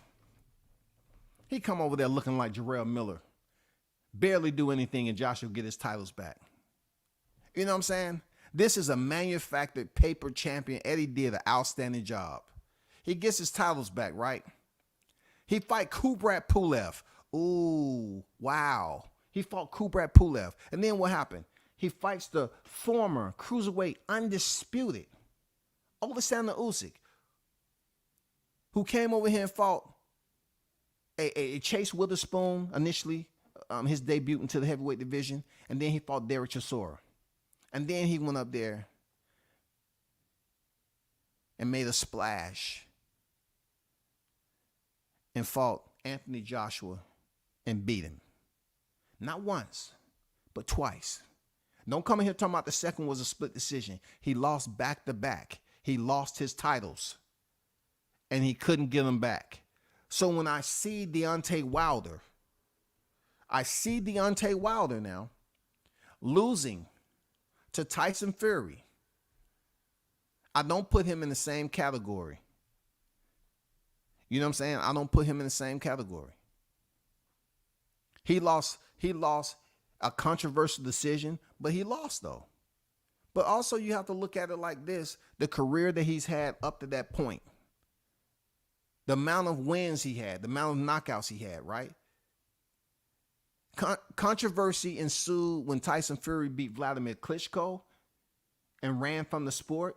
And then when he goes up here and returns and win another championship off the FICO, off the appraising value, off the brand, off the history, off the hard work that Deontay Wilder's put into, well, it's embroiled in controversy once again. You think it was on purpose? No, it wasn't on purpose. Because he's a cheat. Nobody would bring in Mr. Carefoot. Nobody would bring in Mr. Carefoot if he didn't have any relevance. Mr. Carefoot came out and said, no, they wanted me to do this, this, and this. You see how quickly he disappeared back into the shadows. Come on, the man is a cheat. So now Deontay changes up his whole persona, But persona doesn't have anything to do with it. It's based off what he was able to accomplish. He doesn't have any fights that's an asterisk. No one's accusing Deontay of cheating, of trying to cheat, loading gloves, doing that. He is the one with the skinny legs, right? He's the one that's the basketball player physique, right? Everything that you're saying, oh, he's this, he's that. He's never been called a cheat. He's never been down in a fight, AJ. 4 freaking times. Deontay Wilder has more undefeated fighters on his resume than AJ. Look it up. Look it up. Don't take my word for it. Look it up. Deontay Wilder has more consecutive title defenses. All you got to do is look it up. That's all you got to do is look it up, man. I mean, it's easy for you to look it up. Tyson Fury, look, let me give you a helpful hint. Tyson Fury beat Deontay Wilder for the final time, October 2021. And he's since fought Dillian White, Derek Chisora, and Francis Ngannou. 3 title defenses since beating Deontay Wilder. And y'all trying to say Deontay Wilder fought nothing but bums? Man, get the fuck out of here. Y'all just being selfish. You know, y'all don't want to acknowledge that this thumbnail I got up here makes all the sense in the world. Y'all just worried about who you like and don't like. This ain't a girlfriend, boyfriend, or boyfriend type shit. Y'all niggas up here putting your feelings and emotional and your inner desires into this shit. Since winning and beating Deontay Wilder, right, for the last time, Tyson Fury has fought Dillian White, Derek Chisora, and Francis Ngannou. Since defeating Deontay Wilder in the 3rd fight, the 3rd time they fought, defeating him the 2nd time, he's fought Dillian White, Derek Chisora, and Francis Ngannou. That's what we talking? Y'all gonna give him a pass for fighting Francis Ngannou in a sanctioned bout? Non-title fighting an MMA fighter, a former MMA fighter where he was dropped. But y'all want to talk about way Deontay Wilder looked yesterday? Get the F out of here, man. Y'all can't use that shit. Get the F out of here. You only doing that because he an easy target. He fought an MMA fighter. What if Wilder would have did that shit? What if Wilder would have fought Francis Ngannou in his debut and basically put that shit on his record? Is it any MMA fighters that was at the current time out of those 43 victories that Wilder had? Was it any MMA fighters that you can call bums? Please help me understand where I'm going wrong with this. That's all I want to know. That's all I want to know.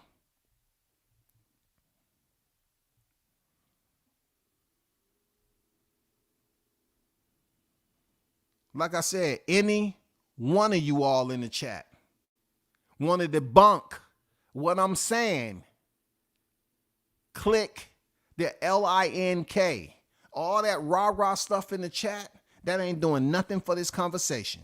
I don't want to hear about what you like and don't like. We're going everything based off what the principle of it, what has the accomplishments built up to. How do they equate to being the best heavyweight of this era? We ain't going off how nobody look. Y'all thinking about the wrong thing. As you seem a little zesty if you're talking about what we talking about, how somebody looked.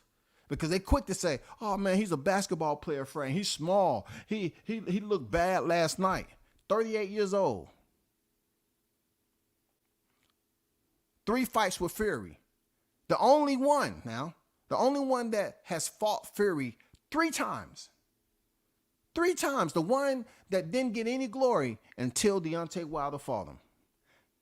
It's no way you can convince me that that's how things work in real life. If something don't have no value, only to somebody else, sit up here and say, okay, let me buy that. If a piece of jewelry is valued at this and somebody else is buy, does the value go up automatically? If it's if that's the way it works, it don't work like that, bro. How can Fury all of a sudden elevate his status off Deontay Wilder, who you're claiming had no status? He wasn't nobody. He just a champ with a belt. How does that work? Why hasn't Fury been able to fight Alexander Usyk since beating Deontay Wilder? Why did he go up here and fight 3 other people? Why y'all ain't on his helmet? Y'all don't know how he's gonna look in there against Alexander Usyk. What if Usyk comes in here and defeats Tyson Fury, right? Oh, he only got 1 loss. I'm gonna be up here like, oh man, he lost to a cruiserweight? For real? That's what he's talking. He lost to a cruiserweight?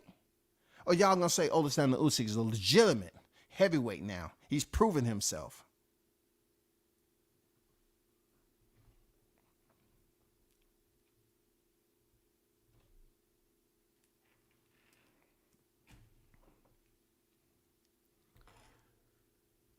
Talk to me. What's good? What's going on, Juice? Hello? Mike, what's up with my mic? Can you hear me? Yeah, I hear you now. You get me now? Yeah, I hear you now. Okay, it's like a little delay. I was popping, happy holidays, Merry Christmas, everybody. Happy holidays, Merry Christmas, you too, brother. All right, so the first part of the discussion, I came in late. So what is it? How you have them ranked? All 3 of them. No, we ain't going on no ranking system, big dog. I mean, just to see where, because I'm not here to advocate for Fury. I think AJ is if you had to look at it, AJ would be the number 1 of this era. Because the era, I mean, when do we qualify? When is the era over? What, one of them retires? I mean, they haven't even fought everybody hasn't fought each other, so we can't really say for sure. But if right now, I have to say AJ. Okay, explain yourself. Because for one, elaborate. That's all. Okay, cool. So like I said, Wilder's best win against. We talk about drug cheats. Luis Ortiz is a drug cheat too. He used Nandrolone, got stripped of the WBA regular title, whatever he was holding back in the day. Time out, Juice. Time out. You're acting like Deontay Wilder fought Luis Ortiz for a belt. I'm just saying, bro. I don't. I didn't comparisons. I'm just saying a drug cheat. I said he was a drug cheat when he went in there and fought Vladimir Klitschko. Vladimir had the titles. He won the titles. Tyson Fury beat Vladimir Klitschko for the titles. He beat him. He was a drug cheat when he went in there. I get that. But that analogy is not effective when you're talking about. I gotta elaborate though. Okay, I gotta elaborate because I'm just using it. You throw a drug cheat, I raise you a drug cheat. You know what I'm saying? Because how good are you if you use drugs? He didn't fight Ortiz for a belt. But that was his best win. His most notable win. Everybody would say that. WCS, everybody would say that. You can ask the chat. Everybody would say, I ain't gonna cut you off. Go ahead, bro. If you ask the chat, who is Deontay Wilder's best win? Overwhelmingly, they're gonna say Luis King Kong Ortiz. What does that got to do with him being the best heavyweight this era, going off his best win though? It didn't take just one win for him to get where he was at. And then on top of that, I look at it like this too. He's like the only person I've seen that's been like a medalist that got moved that slowly. If you look at like historically, anybody that's like medaled in the Olympics, they really don't have a whole lot of fights. They usually get in there. There's a couple fights, and then by the 20-25 range, they competing for titles. Around 20-25 fights, they're competing for titles. Deontay Wilder didn't see a live body until like the 35th fight. A live body.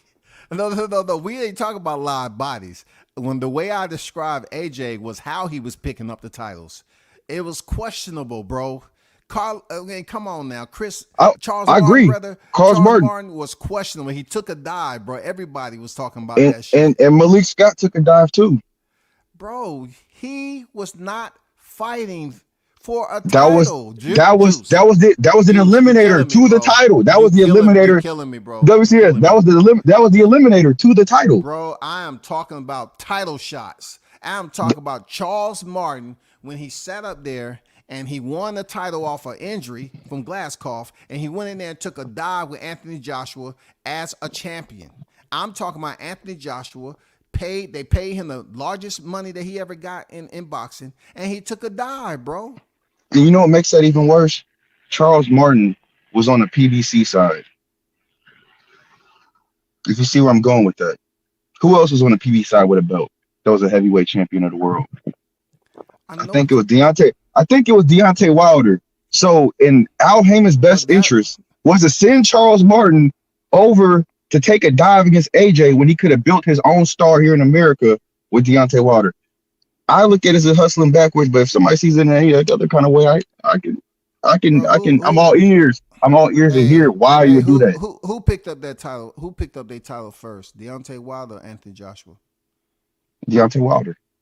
Okay, Deontay Wilder picked up his title in the early part of 2015 by beating Bermane Stiverne. And they was building up Joshua. Who had the IBF title prior to Charles Martin getting it? Who? Tyson Fury, right? Who did Tyson Fury beat to get that title? Klitschko, right? Right. Was Klitschko with PBC? Was Wilder in that era, at the point, like you said, they build him up like right. And again, fights to get Wilder a live body, right? So how did and this is how it gets crazier. Look, who was Klitschko? Klitschko, I'll tell you, he was trying to Shelly Finkel. And you know what Shelly Finkel said about him and Deontay Wilder fighting? He said Deontay Wilder is a baby champion. But we're not going to put him in there. So but think about it. He is leading both these men's careers. He didn't see it in Deontay's best interest to put him in there with the older Klitschko. Juice, you acting like that process. You just. I feel like it's mismanagement. I'm saying it's mismanagement. That's what it looks like to me. Juice, you just said they build up fighters, right? But you're laying claim to Shelly Finkel based off he's saying Deontay was a baby champion. You said they build up fighters, right? Right. So why are you trying to sit up here and point the finger at Deontay Wilder when he picked up his title? He picked up his title, bro. I know he did, but to build, you don't just douse the flames immediately. You get what I'm saying? As a promoter, you don't just douse those flames immediately. You even if you have no intention of making that fight. Come on, W, you've been around the sport. I'm an outsider, but I always see through the bullshit. If you immediately douse the flames on a potential fight, that was it. There's nothing else said about that. With who? Potential fighter with who? Klitschko and Deontay Wilder. Bro, you're talking about something that wasn't even in the talks prior to. Was he gonna fight Klitschko for a WBC title? No, right? Because Klitschko didn't have it, right? So he fought Bermane Stiverne. That happened in boxing all the time. They move him just like you said. They moved him. They want to move him. And I look at based off of the level of competition that Wilder's faced, he can't be the best of this era. I mean, this is a weak heavyweight era to begin with, but he is not the best of this era. So it's a weak heavyweight era, but you don't consider what Deontay Wilder has done. They've been to take all the weak, so to speak, the weak of this era, and see 43 of them was all weak bums, and you don't give him any credit for being the best of this era. I mean, nobody can really name 10 names. Can we name 10 of his names? Look, you want to talk about naming 10 names, all you got to do is go to BoxRec, Juice. We do, but I mean, if we know the names though, we kind of everybody kind of. I know, but look, you know what I'm saying? Say it's a weak era, bro. I know, but I'm saying it's a weak era. Why I gotta name 10? But we have to know there's still names in the weak era though. Okay. Just because it's a weak era doesn't mean like it's automatically we don't know anybody. We have the names that we have. You know what I'm saying? That's what we got. Okay. So based off of that, Deontay Wilder, Anthony Joshua, Tyson Fury, right? Okay, we're gonna put them at the top of the three. Now we can include Oleksandr Usyk. We can include Oleksandr Usyk, but he wasn't up here. He just came up here recently, and he picked up the belts and shit, right? So we just gonna throw him in that four. We can make him an honorable mention. Make him an honorable mention because he came into the game late. He wasn't a part of these initial discussions. We'll take 3. What about Andy Ruiz? Do we give him credit for going in there and having his moment and then giving up the titles? No. What we want to give Dillian White some credit? We want to get Alexander Povetkin. He had a pretty decent resume. You know, Alexander Povetkin or whatever. Yeah. How far are we going? We can't do Dominique Brazil. We can't do Kubrat Pulev. We can't do Look at Joseph Parker. I mean, Joseph Parker, like I said, when I was here earlier, I don't think you was here. I said out of Anthony Joshua's climb, Joseph Parker gets the most respect for me. Him and Andy Ruiz fought for the vacant WBO title. Right. And I think he defended a couple of times. Then he went up there and survived 12 rounds with Joshua. But I respect Joseph Parker.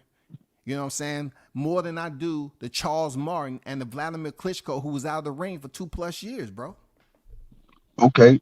So, and another thing we have to look at too, when we talk about these title defenses, like, oh, he tied Muhammad Ali. Like that, to me, when you bring that into discussion, if you put it in context, that's kind of disrespectful to Muhammad Ali when you mention them 10 title defenses because they weren't like number one mandatories. A lot of those were voluntary defenses. That means you are not trying to unify. So you're trying to say that when a fighter want to unify, it's always easy for them just to say, I want to unify, and it happen. We have Tyson Fury, who clearly has been WBC champion long enough to go over there and fight Oleksandr Usyk, who is a unified heavyweight champion. This fight still hasn't happened. It's talks that it happened in 2024. So that just debunks what you're saying, because they No, it's not debunking this shit. Be- They can't it's- they can't make it themselves, Juice. No, it's not debunking, because if I was comparing it to what they're doing, but I'm not. I'm just focused on Wilder. Now, if we want to put Fury in there, I can agree with you. But how would that be debunking my point? It's still the same point. Wilder had all those defenses. You had Charles Martin right there on the silver platter on your side of the street, quote unquote, with the PBC, and you serve him to Joshua. I don't see how that's in the best interest What of does your that have to do star. with Wilder, though, bro? How? I mean, how does it not? I mean, you don't look at that as like some kind of. That's not So strange. It's strange to say. What do they say? It's strange to say the least, though. You can say that, right? That's strange to say the least. It's not That's- at all. It's not. It's like the Yankees trading a player to the Red Sox. Juice. That's kind of weird. Juice. That's kind of weird. Juice, you trying to act like Deontay Wilder is Al Heyman. You trying to act like Deontay Wilder is Shelly Finkel, Lou DiBella, when he both had both of them over there. You know what I'm saying? You acting like Deontay Wilder is the one that goes and tell Al, okay, I want Charles Martin, make it happen right here, right now. Come on, man. We see the shit that's going on today. Right, These right. fighters ain't able to And it unify leads me to- like that. And it leads me to believe, based off of these weird scenarios, they did not have enough faith in him, kind of like Earl Spence. It's very similar. It's a lot of similarities to it. Not We at are all, not going to bro. send him over there to potentially get beat when we're trying to build him. The only reason that doesn't work to the narrative, because It's kind of all I'm tracks. saying, Kind of Juice, tracking. look, It's tracking. All I'm saying, you burning out right now. It's not trashing, Juice. And I'm gonna tell you, I appreciate you coming on here. Period. And no disrespect. It's nothing but respect. But all I'm saying is, when it comes to the Errol Spence analogy, bro, they was keeping him over there to get the titles. They wanted him to pick up the WBC and the WBA to basically have all the leverage going into the Dan Crawford fight. But the Right. shit ended up just snowballing. Whereas if you talk about Deontay Wilder not fighting for IBF because they was on the same side, now let's look at some of the shit that we see now, bro, about this shit on the same side of the street. They ain't fighting each other. It's shit that's going everywhere. These motherfuckers trying to make money, the most money they can make. And they have No, and- fighters right there on the same side of the street that they don't even get a shot to. And if we were talking about different fighters, we could go into that discussion, and I probably agree with that. That's what I'm saying. They believe that Earl will beat them people on the side of the street, though. But If you get what I'm talking saying. strictly off title with Deontay Wilder. I'm talking about They Deontay believe. Wilder, I know, his but credentials and everything else, not the welterweight division, bro. I know, but you have to use an analogy, and it has good context, because they did not believe in this man enough to put him in there with Charles Martin at that time. I don't agree with you on that, because how do you know they didn't believe in him? Because look, If you send them over to give Joshua the belt, you send in a dude that you can readily make that fight American. You got Florida, Alabama. It's like you can build that fight up to something. They both good talkers. right? Yeah, built that up. But instead, you send him over there to take a, and like you said, to take a dive at Check that. this out. He took a dive. Who you think benefited off that dive? Al Heyman. Al Heyman, 100%, Al 100%. Heyman was right there when Charles Martin climbed out the pool, and he gave him a towel, and he said, "Thank you. I'm gonna get." And my he gave him, percentage." an I'm gonna get my invoice. I get it. He gave him an invoice. Exactly. That's what I'm saying. But that's not weird though at all. No, it ain't weird. You know why? Because we finding out more and more based off the Showtime leaving and all the money that was being given up. Boxing is a business first, right? And if he was to send Charles Martin over there, Al Heyman was gonna get a percentage of that shit, and he said, okay, they want to pay you that, and he was over there talking to whoever the powers that be. They said, you gonna pay him this, and you want him to fight Joshua? Okay, cool. That's money that he's getting in his pocket too. He's benefiting off that shit more than what he would have did with Wilder. Wilder's still building up his persona, just like AJ. But AJ, come on, everybody was looking at AJ as the next best heavyweight. You know what I'm saying? Eddie Hearn had everything planned, bro. But that's what you're supposed to do as your promoter. You're supposed to build, regardless of what we think on the outside. What their job to do is put that man in the best position possible i.e., matchmaking to make that person look good to the casuals to purchase to make money. It's easy to understand. Now, I guess to me, I feel like Wilder. I just wanted him to do more. You know what I'm saying? In them 10 title defenses, I didn't see anything that, like, other than that first Ortiz fight. I remember watching that fight live. You know what I'm saying? He came back from adversity. Some people say that he got a lot of time for the ref, you know what I'm saying, to recuperate and whatnot. But that was a good fight for him because he was out. He was out on his feet, you know what I'm saying? But he battled through and got the knockout. Other than that, Gerald Washington, another Bermane Stiverne fight when he was out the ring for 2 years. What did you say earlier, Juice? You said it was what? Weak. This group of fighters, considerably comparing to the previous eras, their value. You know what I'm saying? Their FICO scores don't add up to the other eras. You know, outside of this one, we just coming off Rich Cole's dominating. So, and look, if the whole class, let me say, if the whole class is bad, but look, if the whole class is bad, Juice? No, that's not what we can't get them. If the whole class is bad, what do? We grade on the curve. That's what we do. If the whole class is failing, we're going to grade on the curve. That's what we're going to do. That's what we have to do. The whole class ain't failing, though. Are they? I mean, it's not spectacular. It's not. We ain't got no valedictorians. It ain't valedictorians. 10 undefeated fighters on his resume. 10 undefeated fighters on his resume. You know how boxing build their fighters up. You just said it. Right. They build their fighters up, bro. So the format is the same across the board. You know the fighters don't make the freaking calls and they ain't up here making all the fighters don't have that luxury. So I'm just saying to have that fighting. No, I'm not blaming, but to have 43, what is it? How many fights is he at? 45? Yeah, it's 47 total. 47 total fights, right? And I look at somebody similar with that amount of fights. Like I'm not gonna use somebody like Manny or Canelo. Look at Terrence Crawford. That's 40 fights, 41 fights. We know a lot of them people on Terrence Crawford's resume. We know a lot of them people. We know the Burns. We know the Beltrans. You know what I'm saying? We know the Prescotts. We know the, you know what I'm saying, the Lormays early. We know the Earl, the Shans, the Mir Khans. You know what I'm saying? Like, there's a lot of people on there. I'm saying, hey, Juice, they didn't respect them. They didn't respect them, Juice. But we knew. We knew the entire time. But we knew, saying, bro. And now, and I say that to your 10 undefeated fighters. Who are they? It doesn't matter who they are because what happened? What did they do? Boxing? What did they do after they lost? Does your win age better? You know, your wins can age. They can age good or bad. They must have did very well if they continue to basically have a couple of fights after that. I don't look. He could fight a guy that's 20-0. He could fight a guy that was 20-0 that went on to go 20-20. We don't know. But we can say that about the entire group of names that we mentioned, but that's irrelevant to what I'm talking about. We can't sit up here and say the whole class is failing, so we don't basically deem one fighter the best of this era. If a fighter's going out here and having this many consecutive defenses, 10 consecutive defenses, right? 5+ years, and people don't consider it to be anything special, then why didn't every other champion be able to do the same thing? Why wasn't they able to do it? If it's so easy, everybody would do it. No, it's not that. It's just that you see more champions unified, and then when you get into the unified position, the percentages of winning and losing flip. You know what I'm saying? These contenders, you know what I'm saying, they're making up. They don't have championship experience for the most part. These guys are coming up to take the spot. So boom, you sit on top of the hill, you can knock them up. But over in the next mountain, there's another king over there with the belt. You know what I'm saying? And you collide, chances of you losing are possible. You'll see. That's just what will happen if you unify. Look at what's his name? I can't even remember the dude's name. He almost died. He fought in like light heavyweight, and he never unified. He was just holding on to the damn belt, just fighting contender after contender when they want him to fight Kovalev. I can't remember dude's name. Come on, Adonis. Yeah, Steven. Adonis Stevenson. Is that his name? Adonis Stevenson. Yeah, Adonis Stevenson, something like that. Yeah. He didn't. He was. Brain injury. Yeah, he fought. I forgot who did that to him.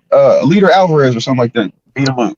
But you see that I'm saying, if you don't unify, it could all look good. But we want to see people unified. That's the goal. We want to see. I'm feeling this analogy, bro. We want to, but it's the truth though. He didn't do nothing. He didn't do anything. If it was easy, everybody would unify 10 straight defenses. I mean, not unify, defend their title 10 straight times. He had one freaking title and he defended. If you chose to raise up a fighter like AJ to unify, then you take everything that comes with it, the mandatories and everything else, bro. Now, come on. Andy Ruiz wasn't a mandatory, bro. Andy Ruiz wasn't a mandatory. But we could say Oleksandr Usyk. You know what I'm saying? Oleksandr Usyk got his shot, and he was a former cruiserweight undisputed. When he stepped up a competition, what happened? Boom, gone.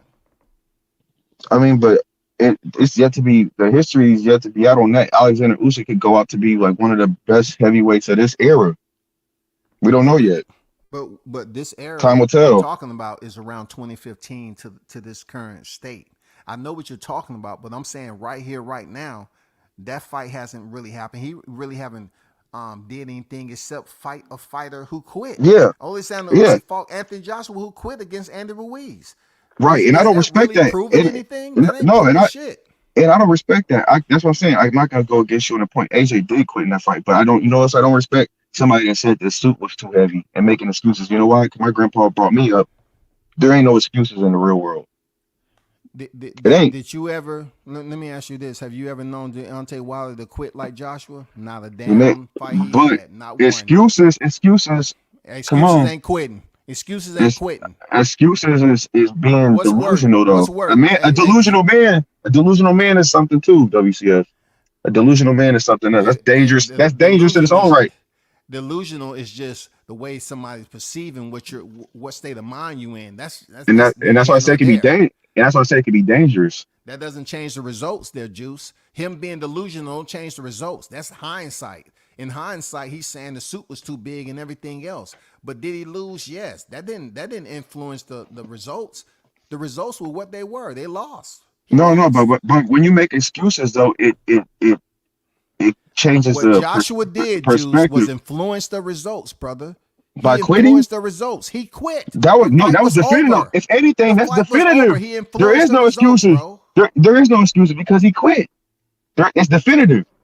There was no this or that. It's definitive. People came out later and say he was concussed before the fight. I don't care about none of that. I didn't care about any of that. I didn't say that was an excuse. I'm trying to explain to you that when you say someone's delusional with an excuse, well, the excuse did not influence the result for Deontay Wilder losing. Whereas Joshua, his quitting influenced him to lose the title. He quit.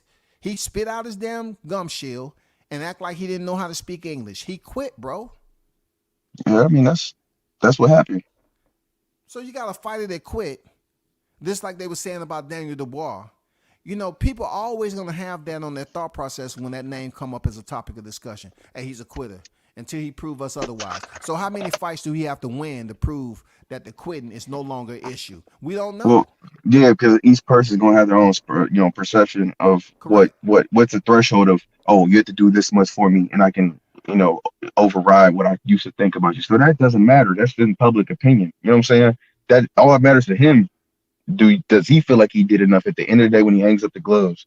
Right now, you know what I'm saying? He looks like he could be back on track. You know what I'm saying? Good performance against Wallin. But like I said, if we judging it from when Deontay Wilder got his title till now, to me, AJ's been the most impressive, even when he quit. That's what I'm saying. That's how weak the era is. That's how weak the era is. That's what I'm saying. That's how weak the era is. Now I'm thinking you own the Juice. Come on, Juice. Man, you said I'm just saying it was a weak group of competitors. Okay, to your perception. Do you think it's weak though? I need to know that. I need to know that though. Do you think it's weak? Comparable to who? The previous? Yes. Comparable to the past? The previous? Yes. Comparable to them big dogs back then where they had them top names and you say, man, I can't wait for that fight to happen. I can't wait for it. And they was fighting each other. Now, just like you saying, it's so much different. Boxing has just changed, man. Like the heavyweight division was nothing when Deontay Wilder lost his title. You didn't hear no buzz, no nothing. You know, when he was undefeated, knocking motherfuckers off with the windmill or whatever you want to call it, people was wanting to see him fight. But you know what? They didn't want to give him credit for doing what he was doing because they wanted to act like we had this deep pool of murderers row killers, which we didn't. We was just getting back on the scene from the Klitschko's dominating. Well, a lot of it had to People be. think we going to the warehouse to get these fighters. We weren't I going to mean, the warehouse. and they have to look at it too. When's the last time we had an American champion? You know, that That's plays my a lot whole into it too. point. We had an American champion. Okay. Bermane Stiverne was Jamaican. You know, whatever you want Right. to call that. But Deontay Wilder was the American champion, and people was mad.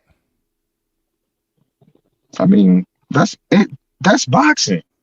People gonna be mad whoever has Let's a not belt talk or whoever's about- doing anything. That's just stuff.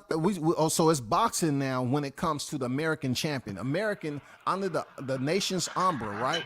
The nation's colors. We have an American. Finally, we have a American champion, whether he's white or black. We happen to have American champion, and people are sitting up here not fully understanding the magnitude of having the heavyweight division with a U.S. heavyweight champion. No, Something we actually, was used to back then. You know what I'm saying? We was actually, used to that shit. actually, it's the opposite. Because of that happening, there's a whole group that spawned off of Deontay Wilder becoming a champion in America, and we don't have to say what, you know. We know who and what became of that, and they believed it to a fault. Like, this man's a king, do no wrong, Lord and Savior. I never, subscribe to that notion because I don't look at any bro. any Who kind was of the king? man. You know about I mean, Deontay Wilder? Yeah, and I'm not a man that's going to No, subscribe bro, to we any of ain't that them, nonsensical. I'm just saying, but that did happen because of that. So we can't say it's like they hated. If anything, he got a whole group to rise up, delusional or we not. ain't bringing in the group, Juice. They don't have nothing to do with this debate. I'm We're saying talking they about a part. Deontay Wilder they- winning the WBC title, dog. We ain't talking about no groups, man. I'm just saying that was a moment in This don't time have too. nothing to That do with happened. that. That happened. That happened though. No, bro, you trying to act like they had an influence on him just They because he did. fucks They with him? did. They No, did. bro, he won They that shit on did. his own accord, Hey, bro. I know he won it, but look, winning and influence are two different things. We can separate those. He did win that by his own merit, his own abilities, but they damn sure did have an influence on this man. Negative. It's Not at all, obvious. bro. It's Not obvious. at all, bro. Not at all. Not You at know all. why I know? You know how I totally know? disagree, bro. But I can add some How many context to times that. did you see any of them at a fight when he was freaking fighting Bermane Stiverne, and then he went on his 10 defenses? You didn't see them at fights. I was at the fights. I didn't see any of them at the fights. But They didn't have no but look, influence on him. WCS, you're a real one though. But you know how I know there was influence? Because when all this stuff happened and the controversy between the loaded gloves and this and this and this and that, Wilder's first statement wasn't about no gloves or none of that. He did an interview to Kevin Iole, said the suit was too heavy. Quote, left it at that. They didn't believe that. They said Wilder never said that. Tay Jones got there. Wilder never. Hear what I'm saying? I'm gonna wrap it up. I'm about to wrap it up though. But you bring it But other here people's names. I know, Have nothing to do but with this. I'm saying, but the influence, and then boom, when he did come out and say something, all he was doing was parroting what he was seeing online. It wasn't no new information. It was verbatim, everything that they were saying and making up. He was saying the exact same shit. That's weird to me. It's so easy for me to see that though. Come on, you seen it too. Juice, what's weird is that you're bringing up personal stuff that I said in the early. I'm saying influence. I'm just saying influence. I just say influence. No, I'm not bringing up them cats' name because they have nothing to do with this. Like what defense was that when he was fighting Tyson Fury in 2020? That was like 10 or 11. 10 or 11. Right? 10 or 11. So that was like his 11th defense. So he was unsuccessful on his 11th defense. Right. Period. 11th defense. And it matters who you defend your belt against. All the other 10, 9, 8, 7, 6. They're insignificant. Sit up here and put a group onto that like it's relevant to this conversation. It's irrelevant, bro. It's only relevant in the influence aspect of it. That's all it is. That's all I'm saying. They did When he influence lost him. his Like it title, or not. you're talking about once he lost his title, right? Yeah. Like it or not, that's the truth. Where's the other 9, 8, 7, 6, 5, 4 defenses and shit when he was just rocking the house, knocking motherfuckers clean out? Nobody was talking about them. You know, because they was because those offenses didn't matter. That's why I said when they tried to compare it to Ali, that was disrespectful. Who was Ali defending his belts against versus who Wilder was defending his best belts against? Gerald Washington. Who the hell is Gerald Washington? He was a basketball player. He was not a boxer. So now you're talking about the origins for which these fighters come and compete in the sports. When we have Right. basketball, football players, we have from all walks of life. Now you're trying to basically sort out felons and juveniles and everybody else to come over. No, here. I didn't What- mention anything about Come any on. felons. I just said this man was a basketball player. Right? Don't put that jacket on anybody else. I'm just saying he was a basketball player. Means that you tried something else in life that didn't work. Boxing was plan B. That means that you probably are not going to be as good as somebody that's been boxing their entire life. That's just a fact. And you saying that about Gerald Washington, right? Yeah. So Deontay Wilder driving trucks and freaking really never having an amateur pedigree until he went into the Olympics. That don't count. We don't give him full blown credit for fast tracking, going to the Yeah, Olympics. he and winning does. the He bronze does get medal? credit.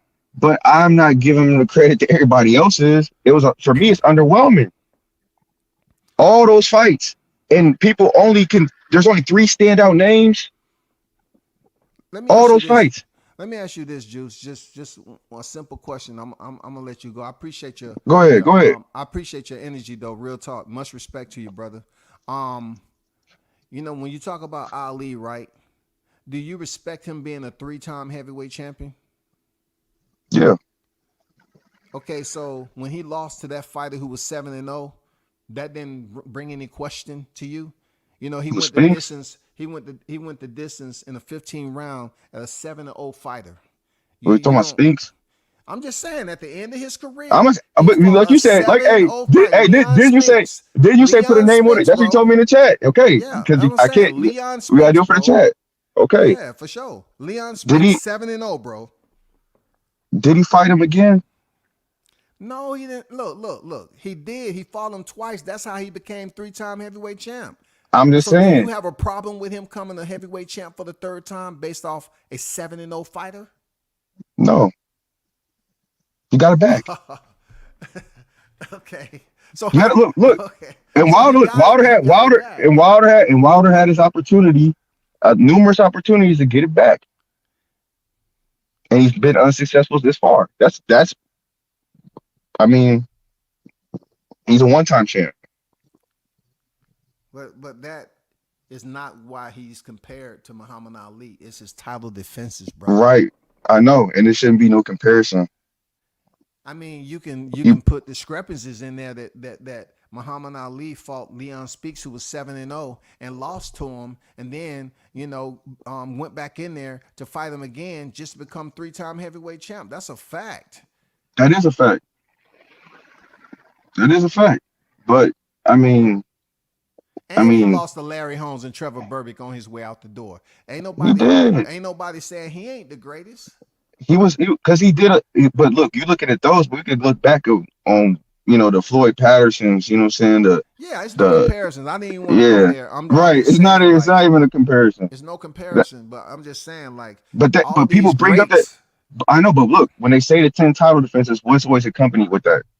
What's the next? Muhammad Ali. So for somebody that's a layman that doesn't know nothing about boxing, comes in like, oh man, this guy had 10 title defenses, and they said he's right here with Muhammad Ali. Muhammad Ali is a cultural icon. Pop, it's the pop. You know what I'm saying? It's knowledge. So a person gonna know that like they know Michael Jackson. Oh, and so they're gonna look at Wilder with no context and thinking he's somebody that he wasn't. They absolutely gonna look at him like he's somebody who he was, because you got to look at the changing of the era there, Juice. Even when it comes to the 4-belt era of unification, undisputed in 4-belt era, you got to understand the 3-belt era comparable to the 4-belt. It was a short list at one point in time. Jermaine Taylor and B-Hop. And then No, you're right. Terrence You're right. Crawford, and then Terrence Crawford came. So it was those 3 cats just sitting over there for unification, and it was a change of era, bro. Now you had another sanctioning body on deck. You know what I'm saying? Not everybody can come undisputed, but boxing you're right. continue to You're right. change, bro. It continued That to is change true. all the time. And change doesn't mean equal or on the same playing field, though. People gotta remember that. People think like in any sport or anything, as things change. Oh, this is just the new era. They always prop up the new era to be better than the old. That's just life. You know what I'm saying? They No, always not this. comparing not this it. new era. Not this new era. No. not Well, at all. there's some. I'm telling you, there's some out there. I've been in all the chats. My Deontay Wilder would knock out everybody.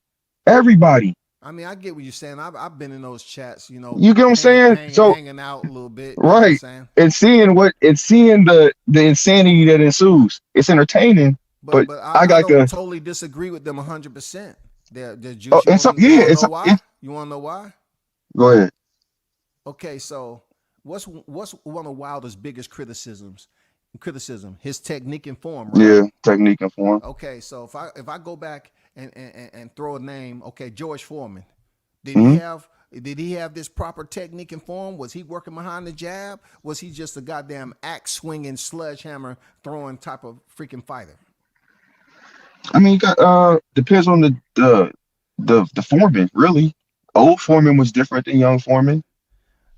When you 100%. He look had a at very George Foreman and his slug away type style, I'm not talking about the one who fought Michael Moore.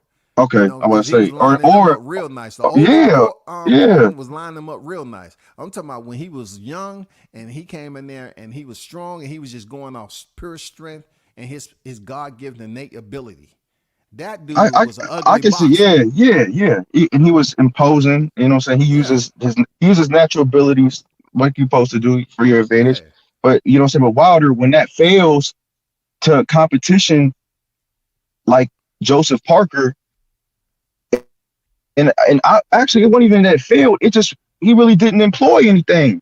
He Bro, was moving he's been in three backwards. fights with Fury. Juice, come on, man. He's been in I'm three just fights. They saying. took damage, bro. Like I said, who has Fury fought after Wilder? Come on, Chisora and Dillian White. Ngannou and No, yeah, Dillian Dillian White White and Derek Chisora.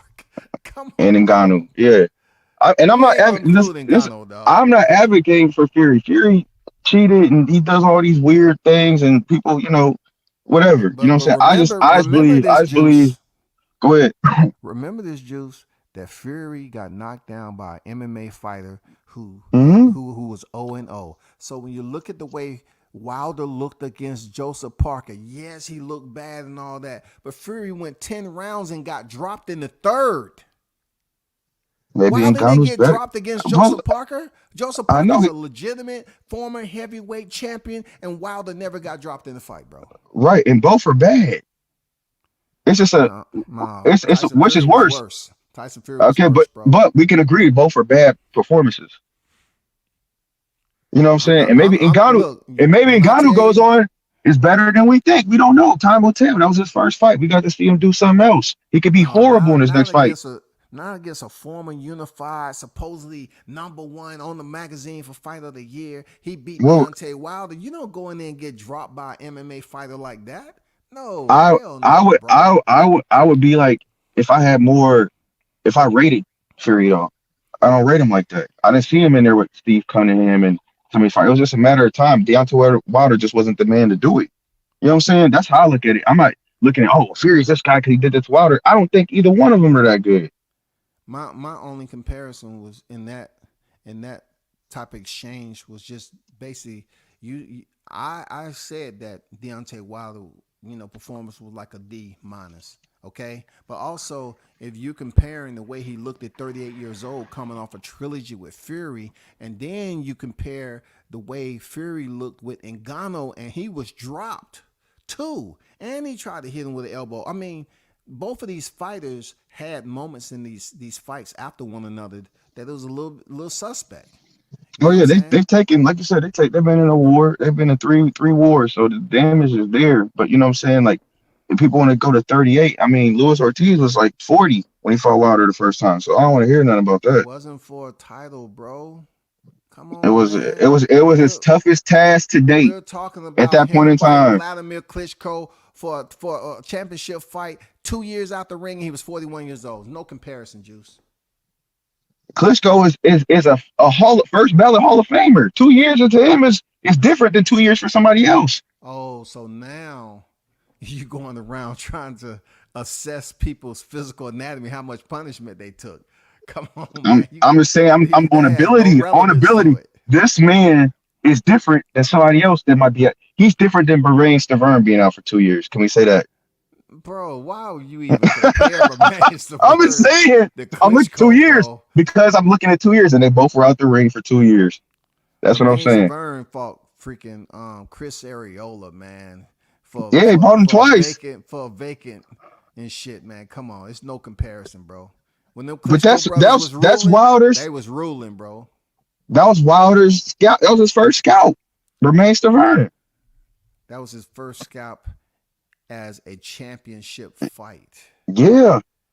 I mean, what does that have to do with anything? I'm just saying, if Klitschko several after your ring 2 defenses. years is different. It's different than Romain Stavern. I'm just saying.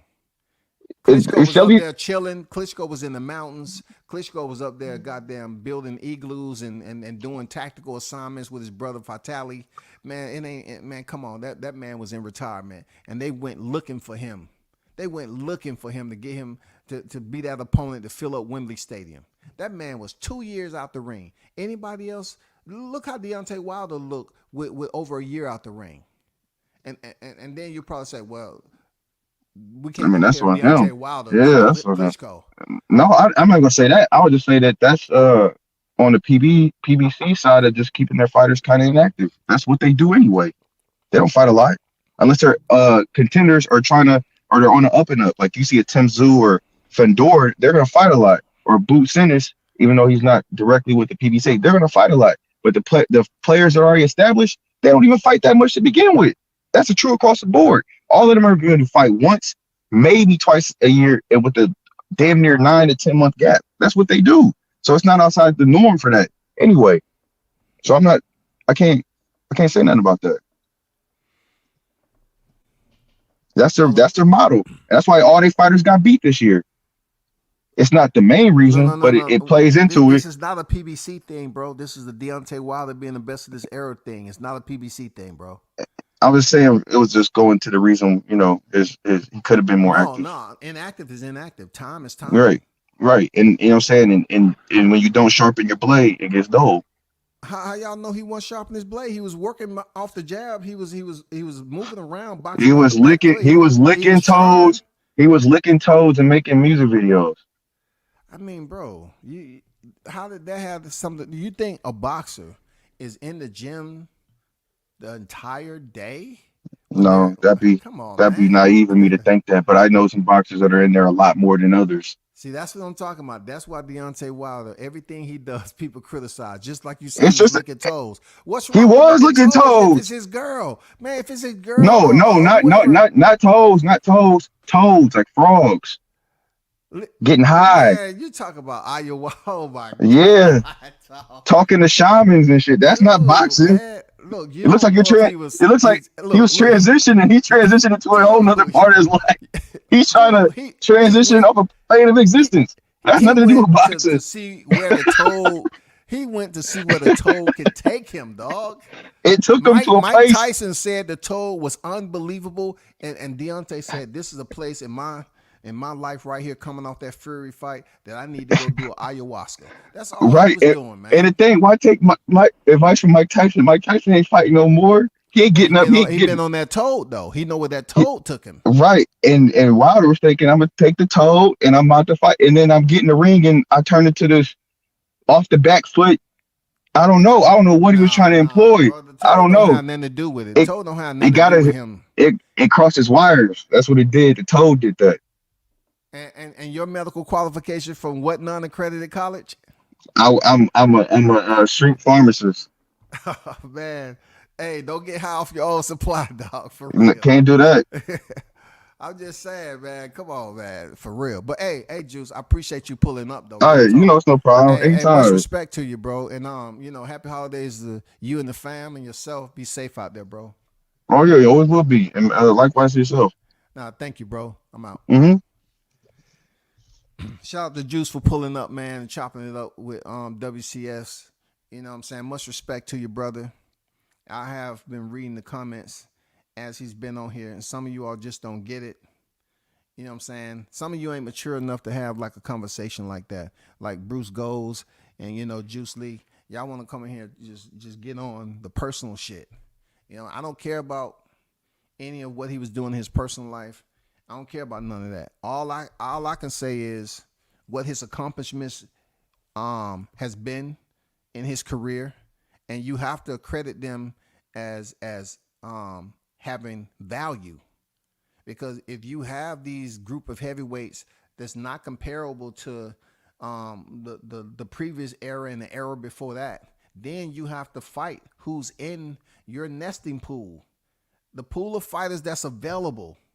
You have to fight them. You can't go up here and go to a cloning center and say, we need this fighter, and you need to put him in there and build up his record to 15-0 against other clones so we can see who's the better clone. No, they're not mass producing heavyweight fighters to come in here and fight. So this is what I say all the time. If we was recovering from the Klitschko takeover, why do we think if Deontay Wilder was the only one to medal in that Olympics, why would you think we'll have a mass group of heavyweight contenders, bro? Last time I checked, Olympics wasn't just for the US of A. The Olympics was worldwide, global. So if we only had Deontay Wilder come out here and we ain't really having no freaking heavyweights winning gold and all this other shit, where are y'all expecting these men to come from? Where are you expecting them to come from? Believe me, I'm trying to find out. If he won a bronze medal fast track, that goes to show you, like, if he did it, it couldn't have been easy because he won a bronze medal. He didn't win gold. So it wasn't easy for Deontay Wilder to fast track to the Olympics, right? We got that established. Now, where's all the other so-called heavy hitters and all these guys that should have been waiting on Wilder once he beat Bermane Stiverne? Where are they? Joshua? He was a gold medal Olympian, right? He wasn't trying to fight Wilder back in the day. He ain't trying. He won't talk all this Wilder talk now, especially feeling comfortable. They just had a presser, and he wasn't saying shit to Wilder. He wasn't saying shit to him, but he goes in here and look at the way he did against Joseph Parker, and now all of a sudden he said, "Oh, we can still fight." Now he feels comfortable because Wilder. He's saying he's pretty much basically saying, I'm seeing the side effects from Wilder. He's much slower now. He's not as powerful as he was in that trilogy with Fury. He looks like, yeah, he's perfect for the picking right now. That's what I get from Joshua. Perfect. You know what I'm saying? He's just right for me now. He's been broken down, and based off what I saw with Joseph Parker, I feel confident now. But truth be told, I know I hear people out here all the time just putting their money on Joshua. You know what? I still put my money on Wilder if him and Joshua fought, because nobody's going to convince me that Otto Wallin went in there and fought like he usually fought. So you can look at how bad Deontay Wilder looked against Joseph Parker, but you can also look how bad Anthony Joshua would have looked if he was in there with the fighter that was boxing. He didn't do anything different than him fighting freaking Robert Helenius. Robert Helenius was touching his ass up. So you trying to tell me it was a drastic improvement just because he went and got a new trainer? I mean, he went to Diddy James and he went 2-0. He went 2-0. He beat Jermaine Franklin. He beat Robert Helenius. He went 2-0. So all of a sudden, he went there with a fighter who's not even fucking punching. And people's like, oh, yeah, Joshua's back. Joshua's back. Go ahead, put him in there with Wilder and see if you get the same Wilder Joseph Parker. Because for one, Anthony Joshua's style is not like Joseph Parker. First of all, his style is not like Joseph Parker. Joseph Parker looking good right now. You know what I'm saying? It's like he's been reincarnated, goddammit. Well, I'm saying Anthony Joshua ain't Joseph Parker. And I guarantee you, Deontay Wilder, if he gets a fight that's not too far off the grid when it comes to the months, if he able to get back in camp and him and Joshua fight, you know what I'm saying, mid-quarter, mid-semester of 2024, it's not going to be as easy as you think. And I love hearing people talk that talk, saying, oh, man, I hope they fight. I'm pretty sure if they fight, Deontay getting knocked out. Who's knocked out Deontay? Tyson Fury. What was that again? Tyson Fury. What was that? Is there anybody else that you can put out there? Did Joseph Parker knock him out? No, Tyson Fury. Oh, so basically, Deontay Wilder looked as bad as he wanted to look coming off that trilogy. And Joseph Parker landed that right hand and couldn't knock him out. Couldn't drop him like Fury got dropped against Ngannou. But y'all putting this man in the trash can and saying he ain't shit. Y'all not even look. How do you take punches like that at 200 and what pounds again? 213? What was he? 213? What? And y'all think Anthony Joshua, of all people, who didn't drop Otto Wallin one time, the fight was stopped in the 5th round, he's going to go in there and just knock Deontay Wilder clean out. Yeah, I'll be over there to take y'all money. Absolutely. I'll be over there. All y'all cats that feel confident and want to look at the way he looked against Joseph Parker, yeah, go ahead. Because I'll believe the fight when it get announced. I don't think the fight happened, to be honest. But I like people just saying, oh man, Anthony Joshua's the next best great or whatever. And they're not even looking at how he was built up. They're not even looking at the obvious. This man was beat twice by Alexander Usyk. Let's see how Usyk looks against Tyson Fury. Now we have common opponents. You know what I'm saying? Now we have common opponents. Now we have common opponents to assess how they look. You know what I'm saying? Fury's going.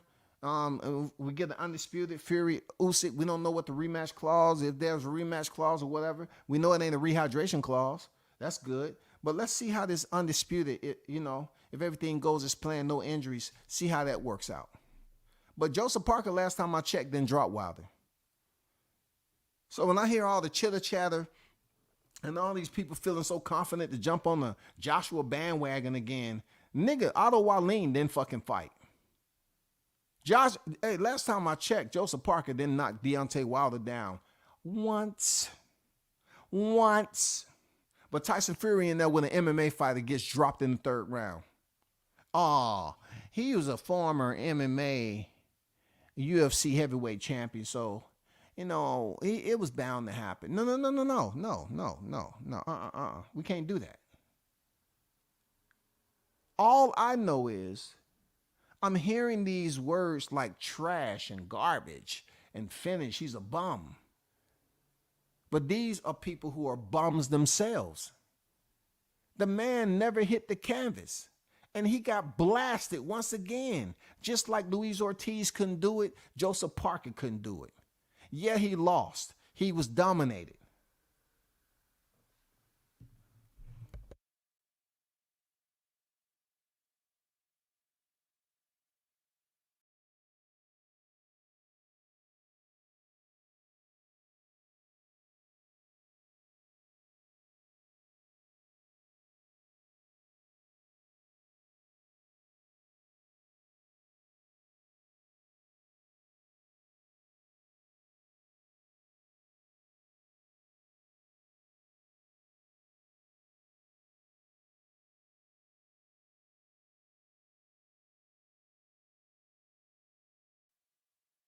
That's all I'm saying. You know what I'm saying? People come over here, and talk about, things that they don't like about Wilder's appearance and, how he moves in the ring and his balance and the way he doesn't put his punches together. They complain, but yet when they see the man doing something different, now they go to the corner. Oh, this corner messed him up. He got a bunch of yes men. How do y'all fucking know he got yes men? Look, if you're not with the team, right? If you're not training, you ain't holding mitts. If you ain't Joey Scott, you ain't Coach Cuz, you ain't Malik Scott, goddammit. You don't know shit about what's going on. You ain't JD's, you don't know shit. If he comes in there and he's giving you a different look, obviously they've been listening. Oh, this is what we need to do. We need to work on this. They're working on shit. Deontay Wilder didn't even come out trying to blast the right hand right away. He didn't even pose. He didn't even posture like the right hand was just, oh, I can't wait. I'm anxious. He was trying to just throw the jab and set the motherfucker up. The only time you really start seeing him throw it repetitively is when he was clearly down on the scorecards, and he wanted that knockout. He wanted, a climactic moment like Luis Ortiz in the second fight. You know what I'm saying? Luis Ortiz was having a dominant performance, pretty much. You know what I'm saying? Wilder wasn't throwing too much, and then he landed that right hand. It didn't work for Joseph Parker. They had a very ironclad game plan. And, things like that happen when you fight fighters and other fighters go source them out. Sometimes it works, sometimes it don't. Last time I checked, he wasn't on the canvas. That's all I'm saying. Last time I checked, 38 years old, 3 wars with Fury, no quit in him. But yet people continue to talk about his balance. If his balance was so fucked up, why he didn't hit the canvas then?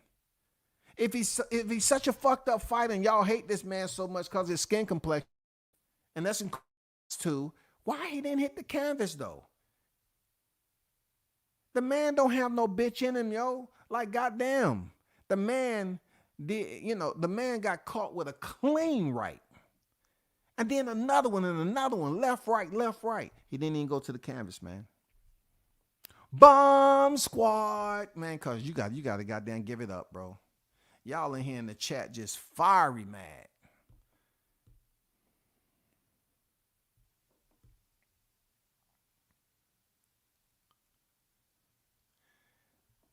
What's going on, the Shavers? What does receipts have to do? What does money have to do with this?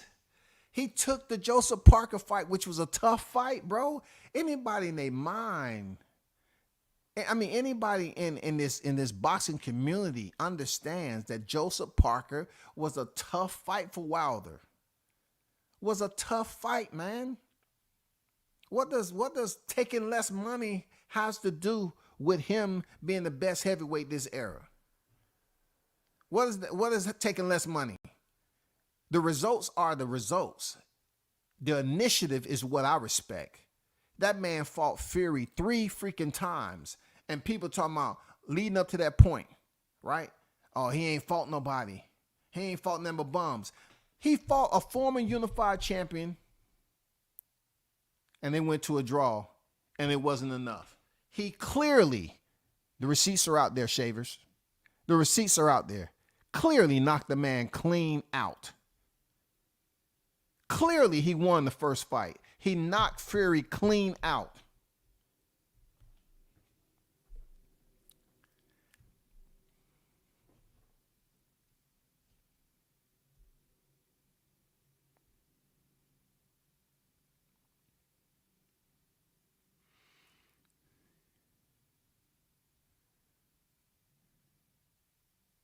Parker's not a puncher. Parker's not a puncher, but he hurt Wilder. So look, Wilder don't win. Wilder's trash, supposedly, right? He's over the hill, 38 years old. But hey, he was hurt by Parker, and all of a sudden, Parker is not a puncher. You know what I'm saying? Parker's not a puncher, but he hurt Joshua when they fought. But he's not a puncher, though. He's not a puncher, yo. Joseph Parker is not a puncher, but he hurt Wilder. Luis Ortiz. Who said he was a puncher? You know what I'm saying? Which one is it? 38 years old, over the hill, garbage heavyweight, who gets hurt by Joseph Parker, former and champion. But all of a sudden, well, I got a little, put a little dressing, put a little hot sauce in there. Joseph Parker's really not a puncher. Man, stop it, bro. Stop it, man. Come on now. Man, you know they don't like these. No, they can't make up their mind on what they gonna like or dislike these dark-skinned fighters, man.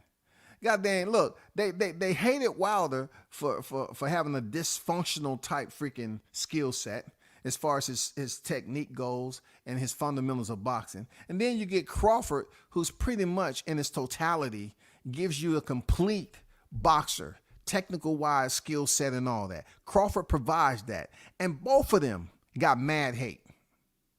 Mad hate, yo. Both of them dudes got mad hate. What other fighter you know got hate like that now? What other fighters you know? Deontay Wilder and Bud Crawford got some of the most hate of this freaking generation, man. They was mad at Wilder for what they consider someone who didn't have any skills, wild, reckless, winging punches. You know what I'm saying? Don't have no concept of what the sweet science is about. And then you have Crawford, who totally understands what the sweet science is about. Considered to be one of the more complete boxers in the sport. And he still get hates for his resume. Wilder gets hate for his resume. They pretty much put Deontay Wilder and Terrence Crawford in the same boat. They didn't do shit in boxing. But they was up here winning and doing it the way it's supposed to be done. But they don't get no credit because their resume ain't what it is. You know what I'm saying? We just don't have the human beings that's competing in the sport for every sanctioned body to have a tough top 10, top 15 of lethal, murderous row fighters. It's not going to happen, bro. It's not going to happen. I ain't going to lie to you. It's not going to happen. There's no way that shit can happen. There's no way. In any division, you're not going to have it. It's not going to be a freaking murderous row or freaking ranked fighters that's going to be able to challenge one another. It's not going to happen, man. Look at the middleweight division. Look at that shit. That shit's like an old abandoned town, bro. Yoda Murata was just sitting out there with a title for the longest time, him and Gennady. Hey, just you and Gennady want to fight? Okay, we just Gennady fights him, beat him, and then come off the titles. All that time out the sport, bro. What are we doing, man? We got Bridgerweight. We don't know what the fuck going on with that. I mean, I'm just saying, heavyweight division, man, it is what it is. Make up your mind. You got two fighters, two of the best of this era. One is technically sound, one isn't. But they get the same generated hate. You know what I'm saying? I would say Wilder received more hate than Bud because of him being outspoken and standing up for what he believed and always speaking stuff into existence, you know, speak it, believe it, receive it, and stuff like that. People didn't like that. But then they hate Bud because Bud didn't speak to the media. He don't speak to nobody. He don't sell no tickets. Nobody know who he is. Blah, blah, blah, and everything else. He's a bad businessman. He think he's too good. He's arrogant. Oh, my God. These cats, y'all never satisfied, dog. You know what I'm saying?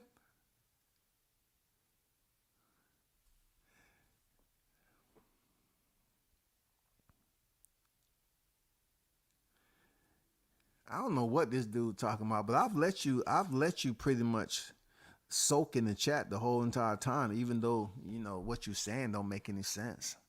I never said Wilder was better than Ali, Jack Johnson, and Joe Louis. You never heard me say that. I say when it comes to his defenses, numbers are numbers, right? They always say numbers don't lie, right? You know what I'm saying? Him having 10 successful title defenses. Now, this is where you need some education, Joe. If you're competing in a sport that has no prerequisites for an athlete to come in here and pick up the sport and learn it and compete for wages, right? Compete for wages. You can't come up here and act like there's supposed to be some type of structure or a policy set in place when it comes to the quality of opposition that's available for these fighters to make history. You can't sit up here and take that for the sport of boxing. The sport is not even regulated. It's always up to rob fighters here and there, even in the Olympics.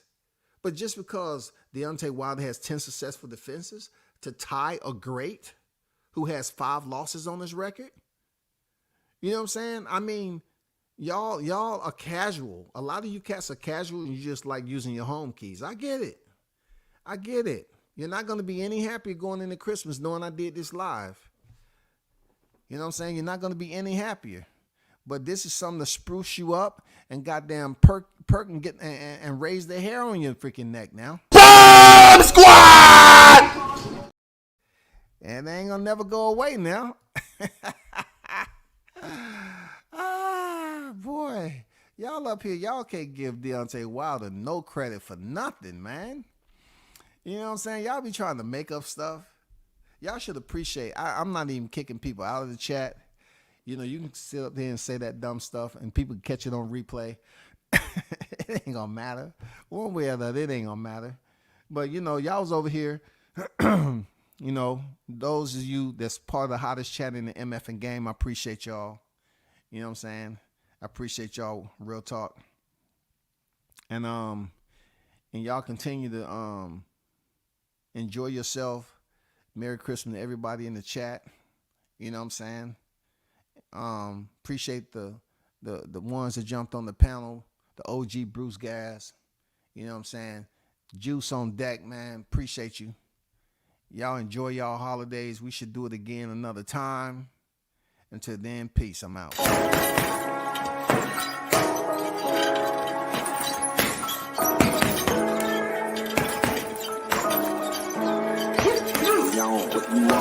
Left jab, uppercut, leave you laid out on the floor. Try to duck and roll, hit and miss. Now you counting stars. Should've practiced more. Should've hit the mask, get out there more. Claim that you're the best. You gotta show me, son. Actions over words, baby boy. Is you real or what? Talking way too much, world come. Back sports, talking way too much, world come. Back sports, talking way too much, world come. Back sports.